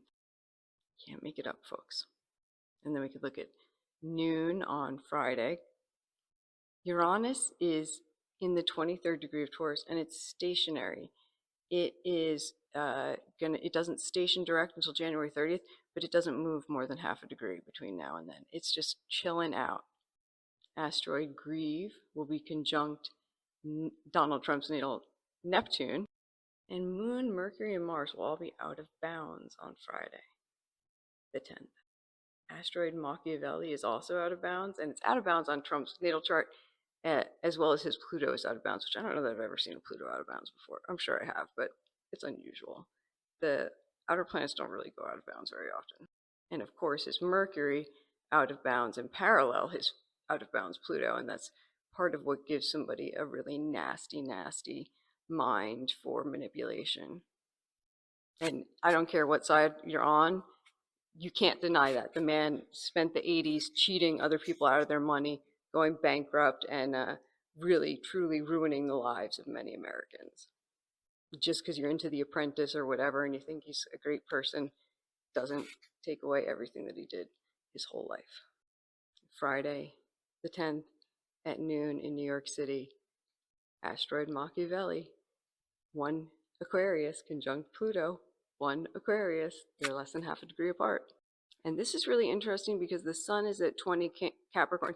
In the beginning of the year, I was talking about that for months and months and months, was that January 10th, we had this new moon at 20 degrees Capricorn that exactly squared the nodes of fate. And that degree, 20 Capricorn, we read the Sabian symbol as the next whole degree, 21 Capricorn, a relay race. So we had a new moon square the nodes of fate at 20 Capricorn, square 20 Aries, and 20 Libra. And the Sabian symbols for all of these, 21 Capricorn, a relay race. The south node was on the degree in Libra, which is like crowds gathered on a beach. and the North Node was on. A pugilist enters the ring, a boxer enters the ring. That was where we were headed with this turning point in fate that we started 2024 with, the new moon at 20 degrees Capricorn. And now he has to show up to court on the day that's that same degree, January 10th again, and get sentenced. But June 2006, July 2006 starts with Playboy models, and that is the last time the North Node was on the Aries Point, the world stage. You can't make this stuff up, folks. Okay, there's something I need people to understand, because I know I've been posting about a lot of election tomfoolery, but okay, listen to me. So, I know people are calling us BlueAnon, people are calling us crazy, delusional, whatever, okay? Here's the underlying theme to this, and I think when people kind of understand what I'm talking about, you'll realize, because I've had to explain it to people that I'm like, no. Okay, one of the biggest tenets of fascism is that they want you to obey in advance. In fact, a lot of times they don't have issues with people complying because they'll do it ahead of time. The majority of the country is doing it right now. By shunning, calling us Delulu, whatever, you're complying in advance. They've already tried to push to see. Because the reason why we're not being delusional, the data from this election doesn't match any data, like the actual numbers do not match any previous cycles. There's a data anomaly that tends to be in data coming out of the cold R country for their last like 10 election cycles, because, you know, Daddy Vladdy has taken over and will not leave, okay? It started to develop this anomaly. There's a creator on here who talks about her 2 cats, okay? This data anomaly has a specific name. I don't want to say it on here because I don't want it to get moderated, but she looked at the hard numbers from this particular beauty pageant cycle and saw this same data anomaly in our data. So that is the thing. We're not basing this. For a minute, it was kind of on vibes. I'm not going to lie. That I feel you on that. But once the numbers and the hardcore facts came back and we looked at the data and was like, oh, holy fuck, that's when it shifted from being a vibes only kind of halfway Delulu situation to an actual situation in which we were realizing that they were pushing us to see how far we would comply in advance. Because you see, most of this country has failed this test, regardless of if you are on the blue team or the red team. They already know that you will comply in advance because you're ignoring the numbers.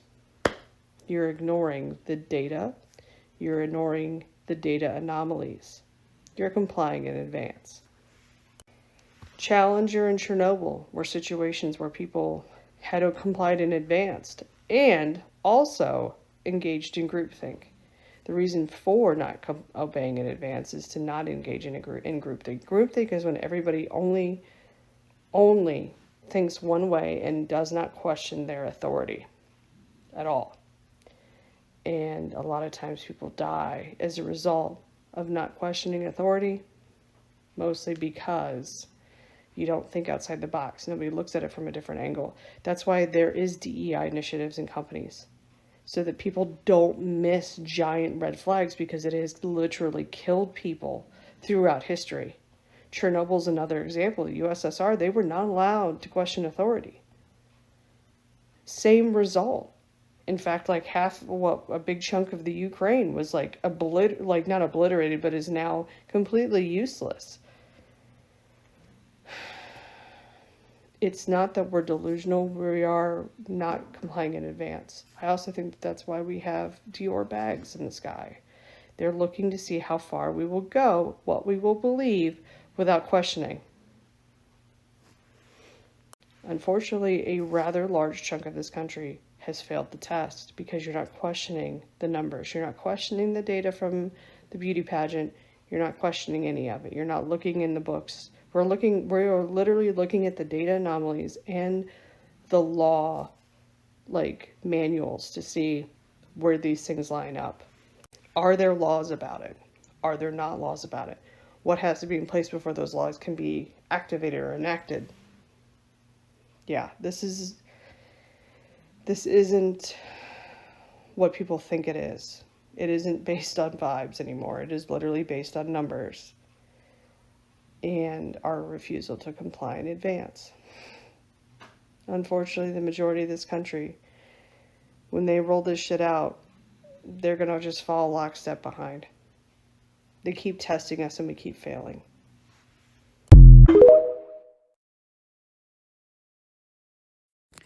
I just wanted to check in with our 4 a.m. club family and see how we were all feeling. Are you starting to lose hope? Is it time that we accept it is what it is and hunker down with our families and try to take care of each other in our little communities? Or do we still think there's a chance? I have to admit, I'm very new at listening to my own intuition. So I don't know. I don't know how I feel. Okay, so I just saw a news thing that might end up confirming one of the insights that my guides gave me on December 30th. There were more on that list, and I did not post all of them, and I have permission to share them. But I wanted to put it out there, not so much to say like, see, I was right, but just as documentation that I was a little bit plugged in before. You know, like I've worked with my clients and my family and myself for years now, getting downloads and having intuitive hits and using cards and stuff. Anyway, this is the first time since the costume contest that I've asked if I can speak to the collective and know about these bigger picture things. Anyway, I am going to post a photo after this about some of the other things too. And again, you know, free will is a thing. I got this information. Doesn't necessarily mean it's going to happen just like that, or, you know, it's never as cookie cutter, right?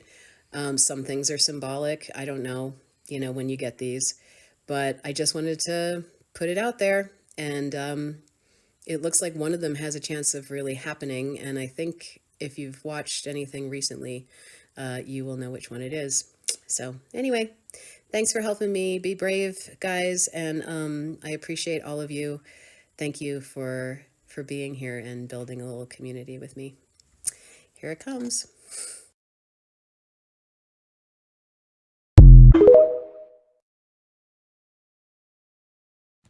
My sister and I are part of the 4 a.m. club. We both woke up at the same time, down to the minute, the morning after the election. We both told each other about it before we heard of this 4 a.m. club the next day, and we kind of just chalked it up to we were both very emotionally invested into this election. And then we saw it started pulling up on our FYP page, and it just got us thinking, like, how many people are actually part of this 4 a.m. club? Is it just a handful and they're showing up on our FYP because, you know, AI? Or are there really that many of us? If you wouldn't mind, comment on here if you also woke up between 3 and 4 a.m. The morning after the election, if you're part of this club. Just a little experiment to see how many of us there really are.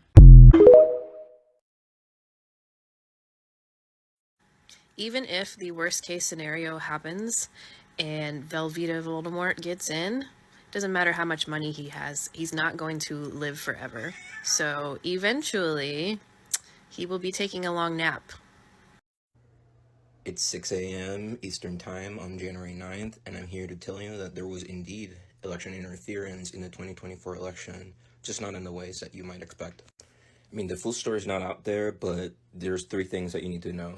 The dictatorship in Venezuela is about to end because Maduro allegedly had won the elections last year in July 2024. But since more acts from polling places have been discovered, And it turns out that Maduro's opponent actually won the elections with 70% of the popular vote. These acts have been found, published online, and the physical acts have now been turned to the government of Panama for their custody. González Urrutia, the opponent to Maduro, is now in a tour of the region looking for allies. And tomorrow, the 10th of January, he's going back to Venezuela to claim power, despite the fact that there's an order out for his arrest. So did I get it wrong? Let's talk about it. This is an important topic to get into, not only because, hey, I've promised you I'm a psychic medium who knows her stuff, and a lot of you are doubting that right now, but also because a lot of you are just waking up with all this 4 a.m. stuff, and you are learning to do that dance with your intuition, to connect and trust in the divine, and that's a challenging journey.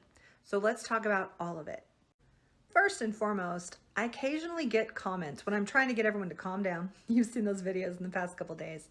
I get comments of people saying, oh, she's just backtracking. Fine if you want to interpret that way, but no, that's not what I'm doing. And in fact, in that video where I appeared to be backtracking on January 5th, you will actually see that I was correct. That in that video, I said there's a lot of hope for the 6th, a lot of anticipation, emotions are high, but tomorrow is a day just like any other, and I don't think we're gonna see a grand reveal. So when I do videos like that, I'm not walking back. I am trying to manage expectations and temper our emotions, which by the way is not even my responsibility. That's your responsibility. It's your responsibility to manage your emotions and for you to choose how you respond to the information that I put out and that anyone puts out really. That's your personal responsibility. But I'm just helping you out as your psychic big sis, and as a healer, I'm providing what assistance I can when I feel the collective getting a little too wound up about this or that and the other. Second of all, I'm going to tell you that I still see her being installed as the next president. And I don't know what to tell you. I know for a lot of us, evidence out there looks to the contrary, fair. And I know the human side of me is like, oh dang, like really? But every time I tune into spirit and I ask, I get the same answer repeatedly. It is never once varied. And I have asked pretty much every single day, sometimes multiple times a day when I was really feeling like, okay, but really, but like really. And I've only been checking multiple times because I have an audience now who has put their trust in me. So I'm not just checking for me, I'm checking for you because I want to make sure that everything I put out, I feel confident and that I can stand by in the long term. And I have stood by everything I've said. I've never once backtracked or said, hey, let's change our expectation. I've just said we need to be loose. I've said that multiple times. I've said we need to not get too attached to what's going on out there. Said that multiple times. I've also said that this is about so much more than the 2 candidates. This is about the overall movement. So I've said a lot of things. And if you've only ever heard me say one thing and you've interpreted it some kind of way and then you're mad that that didn't happen, I need you to reflect on your relationship with what I've shared, and where you in your mind have maybe gone outside of what I've said and are now trying to project that on me. So now let's talk about what I have said that has happened. Now, largely what I've been talking about on here is healing. So that's a side of the psychic predictions. I have also talked about my experience. I'm feeling an energy wave. I'm feeling this. So that's my singular experience. I was just reporting on what was happening because I know it was happening to a lot of you. But what I did say that could then be verified by looking out in the world, I said that the Red Elephant Party would be fighting itself and would be imploding. That has happened. I said that there would be a lot of FAFO, that people who liked him and were fooled by him would find out, oh, he's not going to do what he said he was going to do. And one of the things I shared about that was an article. This is just one instance where women in the Red Mad Hatter Party were finding out, oh dang, turns out our movement is misogynistic. We also had the orange smelly one who later said, oh, turns out I actually can't lower costs on groceries. We also saw immediately after the contest companies saying, sorry, I can't pay my bonuses because everything's gonna get real expensive. That whole thing happened. And lest we forget all the nonsense about the immigration and the H-1B visas and the fight that took on. I also said his cabinet appointees weren't going to go through. And some of that has been verified. Matt Gaetz has been ousted. And that's the only one I remember by name because I've tried not to pay too much attention to the news. But there was his appointment to the Department of Education, who came under fire because it turns out she doesn't actually have a college degree, or she lied about it. There was something about that. And so now her nomination is in question. And lest we forget Tulsi Gabbard, who has a national, what is it, national security? I just looked it up. National intelligence. And she's under fire for her ties to Syria and the regime that's imploding there. As for the rest of the cabinet, we're going to have to wait and see, but right away, that's pretty good.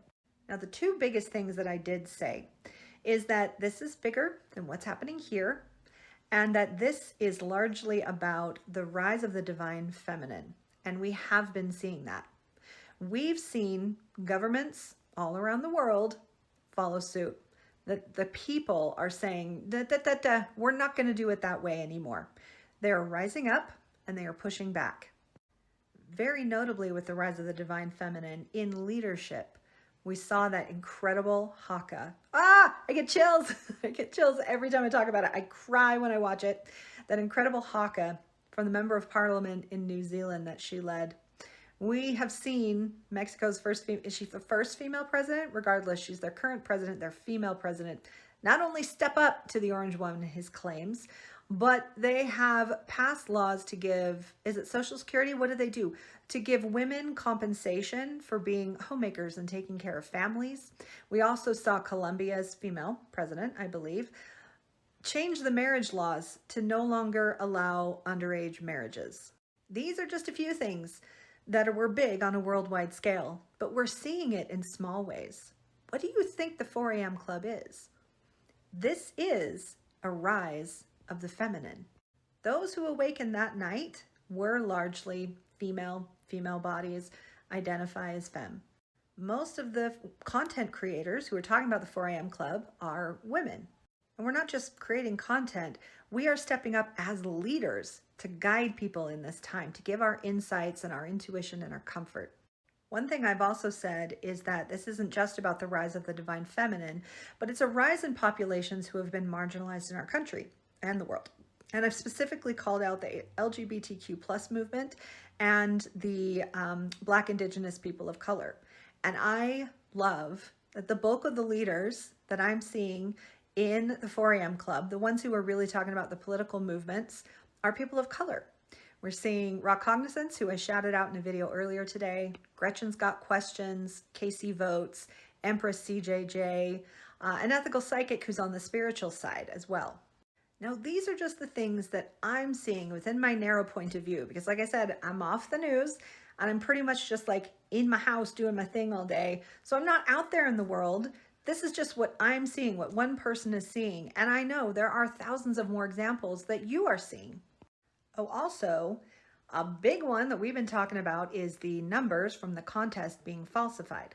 Now, we don't have official word on that yet, but I've seen a number of brilliant creators break down the numbers and look at data. Nicole Plays Piano, I believe, fantastic, and so many others. We've also seen, I didn't mention, like in my predictions, I didn't mention any sort of executive order, but seeing that showed evidence that they are investigating, which I have said, that there is an investigation behind the scenes that they're not telling us. And then it turned out there was, at least that we've so far been able to verify. So far, no, I have not been wrong. Everything that has been verifiable has been verified. It's all happening. So then that leads us to the big question, is she still going to make it? Well, yesterday, January 6th, after they did what they did, I honestly expected that I would feel depressed or down or angry or confused or that, oh shit, now I have to backtrack. But I didn't feel that at all. I still felt elated. I still felt hope. And it wasn't even like, okay, rally, Gia, rally. It's like, that's just how I naturally felt. And I did that video where I stitched Sam and I told you that profound spiritual experience I had. I still see the end result. We're going to get the end result. And immediately after that spiritual experience, I saw, wait a minute, there were some resolutions put through. Congress wasn't yet done. So again, there is evidence that it's not over yet. Now, given all of that, you still have a choice. Do you want to trust me? Do you want to believe me? That is on you. That has always been on you. All I can do is tell you what I see and give you evidence that I am a trustworthy person, a trustworthy psychic, and I've just given you evidence that everything I've said has been verified. And that's the end of my responsibility. The rest is up to you. This video is already long enough, so I'm going to end it there. I'm going to do a part 2 when I talk about the spiritual perspective. What do we do when we lose faith in our spiritual connection? Let the ketchup throwing begin, darling.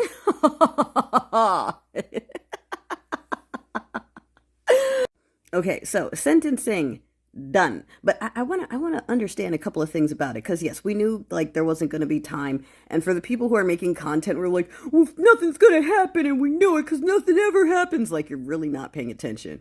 You're not paying attention, but that's okay. That's okay. We'll anyway.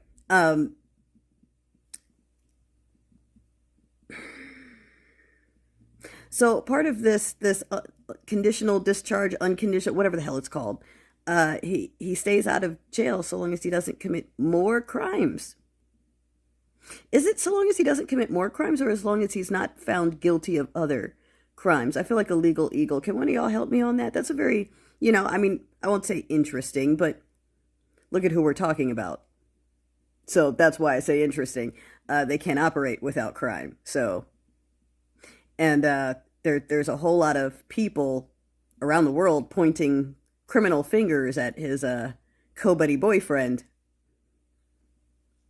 Anyway, and then I also hoid that him being sentenced in New York would mean he needs to put his DNA on file. Is that true? If that is true, I would understand another reason why he really doesn't want it. Like, yeah, he didn't want the sentencing because he kept telling his people if he's not sentenced, it doesn't count. Like, that was his thing. So now it's sentenced, so he can't say that anymore. But the DNA thing, I didn't know about. And I know that he didn't want to turn over DNA in any of his other cases. He fought that just like he fights everything. So, yeah, him going into the system, his DNA in the system, I feel like that's going to be interesting. Interesting day today. You want me to read it? Let's read it. I'm not going to read the whole thing because it's super long and I don't have time, but I'll read some of it. He starts off by saying, the Radical Blue Team have lost another pathetic, un-American witch hunt. Pause. He needs to stop saying that. The Blue Team got out of the way. They confirmed him. No objections, remember? So him saying that makes him look even crazier. Against your 45th and 47th president, me. I like that he paused and went, me. I was given unconditional discharge. As all legal scholars and experts have said, there is no case. There was never a case. And this whole scam fully deserves to be dismissed. Jesus Christ. The real jury, the American people have spoken by picking him with an overwhelming mandate in one of the most consequential contests in history. As the American people have seen, this case had no crime, no damages, no proof, no facts, no law. Only a highly conflicted judge, a star witness who is a disbarred, disgraced, and criminal EI. He keeps telling on himself. Today's events was a despicable charade, and now that it's over, we will appeal, which has no merit, and restore the trust of Americans in our once great system of justice. Mega! It's funny to me. This man essentially got a slap on the wrist, and for some reason, he's still losing his mind. You're about to be sworn in 10 days. You won't face jail time. Why is he still going crazy? Does being called a convicted felon hurt him that much? Well, in that case, from now on, it will be convicted felon DJT. But once again, listen to what he said. No crime, no damages, no proof, no facts, no law. And he says the star witness committed EI. He keeps telling on himself. It's all a projection. Keep that in mind. November 6th and the movie Interstellar. Give me 3 minutes of your time. After the election, many of us came on here saying that we felt a shift, that we shifted into a different dimension, a different frequency, a higher level of being, that we woke up calm, that we woke up with a feeling that everything was going to be okay. 3 days ago, I started watching the movie Interstellar again. And for the last 2 months, I've been using a lot of sound bites on this app to go along with my posts from that movie, because the music in that movie is other dimensional. And I realized after watching this movie again and really understanding it from a perspective of feeling like I shifted after the election, that it all clicked. That the ghost that Matthew McConaughey's daughter, Murph, thought she had in her room was really her father in another dimension, in another time. And how at the end of that movie, he talks about how the future humans, the future thems, had created a third dimensional reality inside of a fifth dimension to understand it, to cope, to progress. And then it clicked. That's how I feel. That I shifted after that day. And that the chaos and the minutia of all that we're seeing transpire in this third dimensional world is happening outside of the actual dimension that we are existing in.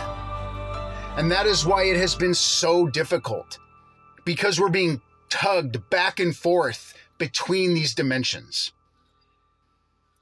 Trying to relay messages to people that we feel, because we feel like we live in a different dimension now. But that we are tied and in some ways still bound to this reality before that day. From that day on, my inhibitions, my worries, my fears about what it is people might perceive of me have dissolved. There's no more fear. There's no more boundaries. There's no more obstacles to wanting to be the dreamer and be the dreamer I always was from a little boy and forgot about for so many years. The shift that happened after the election wasn't just about the fact that many of us believe with our hearts that man will not be president. It's because we feel like we're perceiving it from a dimension where that never happens. Sharing and communicating how you feel, your intuition, and what you feel you have been thrust into, that is a gift that has been given to all of us. Keep sharing. Keep existing and striving to live in a more fulfilled realm of existence. Peace out. Thank you to my friend for sending this to me. For those of you who are waiting for the official on TV, Canada has EI information. Remember, I said Canada's on the list. We just haven't seen it official, but Canadians in my comments were saying, oh no, we have information and we're going to release it soon. Check the link that's in the caption on this. So we can officially add Canada to that list. It is official. DJT is now a convicted felon. Unfortunately, he will not serve jail time. The judge overseeing the case essentially said that he is getting a slap on the wrist. He has sentenced him to a unconditional discharge, unconditional release. He will go down on record as a convicted felon. He will lose all kinds of rights, but essentially he won't have to face any punishment. Things he will not be able to do. He will not be able to vote. He cannot hold public office on a local and state level. And yet he can still be the most powerful man in the world. Yeah, make that one make sense. He cannot own a gun. He is not able to go for certain jobs in law enforcement, education, healthcare. He cannot have access to public benefits like SNAP. He cannot travel to certain countries, and he cannot serve. All things that DJT was never in a position to have anyways. So what do I think? I think this sends a terrible message. The message this sends is that if you are powerful enough, if you are rich enough, you can break the law and essentially get away with it. I think we all know if this was anybody else, even if they were running for president, the crime would be so much more severe. But for some reason, they cannot quit this guy. They just can't quit him. And you already know the world is laughing at us. What a horrible look. It's bad enough that our society is already in eat the rich mode. All this does is fan those flames. But there you go. He's a convicted felon. And the thing about an unconditional release or discharge is that if he does get arrested again, they can go back to this and tack on more time to whatever other things he'll be convicted of. So if that makes you happy, cool. But for me, this is a horrible message to send to people right now. The rich and powerful can do whatever they want in this country. That, my friends, is what a restrictive oligarchy looks like. All right. What's everybody thinking? So, since the Supreme Court basically came out and told Donnie Dumpster Fire that he's not going to get saved, that he's going to have to just deal with his sentence, what do we think the odds are that he's going to jail? I know Marshawn said no jail time, but we also thought the Supreme Court would save him. So what do we think? Do we think Donnie Dumpster Fire is going to jail, or like, I don't think anything's going to happen as far as the other part, but I guess one never knows. But yeah, the Supreme Court, I thought for sure was gonna like fly in and wave their magic wand. Like my daughter always goes, magic, magic, boom! I think he thought that Justice Roberts was coming out and be like, magic, magic, boom! I don't know. But part of me is wondering if Donnie Dumpster Fire isn't going to big time prison. Or as they used to say on Office Space, F him in the ass prison, Good morning, Blue Lulus. Happy Friday. I've got some lighting assistance from this car parked in front of me today. Let's see how long that lasts. I hope your coffee is strong and your will is steadfast today. An appellate court ruled that indeed the report that was made by Jack Smith regarding the Kager from 4 Januaries ago will be released as soon as Sunday. It will be volume 1 of this report, not volume 2, because volume 1 concerns solely the Joker, where the other 2 are still active cases. But the volume 2 will be released to our legislative branch. Additionally, the highest basketball court in all the land ruled in a 4-5 decision that indeed the sentencing for the Joker will continue today. Justice Roberts and Justice Comey Barrett were the 2 on the conservative side that decided to go with the side of justice, so good for them. I watched a video from a creator named Ria, R-I-A. I will tag her in the comments, and she was looking into why he was trying so hard to have the sentencing postponed when presumably he's not going to jail. The judge already said that. Why would he be working so hard when maybe he's only going to get a slap on the wrist and potentially a fine he'll never pay? But it turns out that once you've been sentenced for one of those F words, you have to submit your DNA into a criminal database. And that's likely why he's trying so hard to keep it from happening. Is Katie Johnson going to get some justice? Oh, I hope so. I hope so. And God knows who else. The UN and NATO have their big boy pants on, and they're making moves both against Dark Batman and against the Joker. And they announced yesterday that they will officially be taking over the airstrike and air security operations in the country of Poland, because they do not trust the Joker's alliances with Thanos and the Cold Country, and they want to ensure that Poland is protected by people who actually want them protected. And so as of this day, they will be taking over our air security in that area. The Cold Country came out and said that they don't believe that we should be able to have the green place, and they said that they will be working to protect it in the event that the Joker wants to take it. And I don't know what to think of that.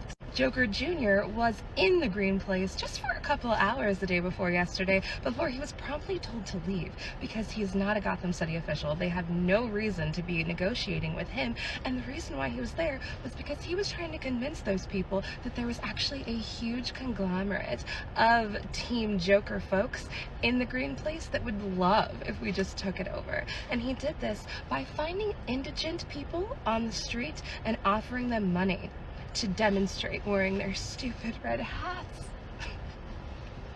It didn't work. It didn't work at all. And they were like, dude, can you get out of here? And he's like, oh, nobody likes me. I did not have Greenlandian hobos on my bingo card, but 2025. And then lastly, our wonderful leader of Gotham City, Jimmy Carter, was laid to rest yesterday. And I'm sure the body language expert creators are having a field day with that fascinating seating arrangement that they had going on. The Joker was sitting next to our smooth operator-in-chief, and they appeared to be very, very chummy. All the while, the former and presumably soon-to-be First Lady was sitting in the corner, staring off into space like, I'm not really here. I'm not really here. When the Joker entered, he saw his former Vice Penguin. I can't think of a nickname for him. Like, who's a villain who, like, came around and saw the light? Like, I can't think of any superheroes. The only person I could think of is, like, Luke from Halloween Town. But I don't know if that fits. That Luke Duke, he's such a wiener. Maybe it fits. Leave it in! Leave it in! But he stood up and he shook hands with the Joker, and his wife said, no thank you please. She just bowed her head and kept sitting down. It was like, no, not after what you did to my baby. No sir. He might be interested in shaking your hands, but I'm not. And you know what, Karen, I'm with you. I would be the exact same way. So good for you. Good for you, Karen. Our former leader of Gotham City was beautifully eulogized by Wonder Woman and the Maverick. And when the Maverick was talking in his eulogy, he said, you know what we're not going to do? We're not going to sit by idly and watch people abuse their power.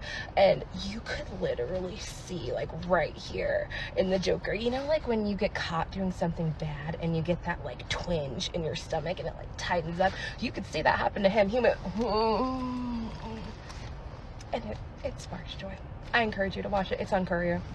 And Wonder Woman and Doug just exchanged the most adorable little loving, encouraging glances, and I just love it.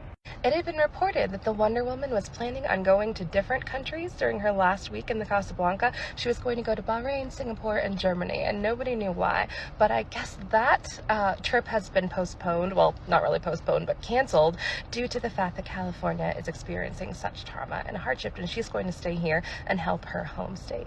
One of our fellow Blue Lulus, Kate the Sarge, has been evacuated from her home there in California, and she let me know yesterday that it's possible that she could be evacuated again. So if you have time to send her some love, please do that. Go to her page, share her stuff so that it's more prevalent and viewable on the FYP, because anything that you can do to help, I'm sure would be really wonderful to her.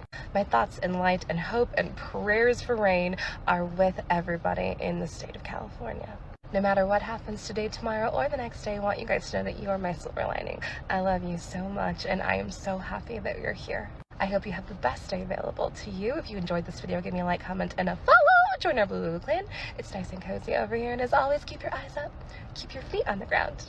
I'll see you next time. So in the comments section, I'm going to put a link to a TikTok video that it's just too long for, it's like almost 5 minutes or whatever, and I can't really share. I shared it, but that doesn't really direct you to it, and I can't stitch it or whatever.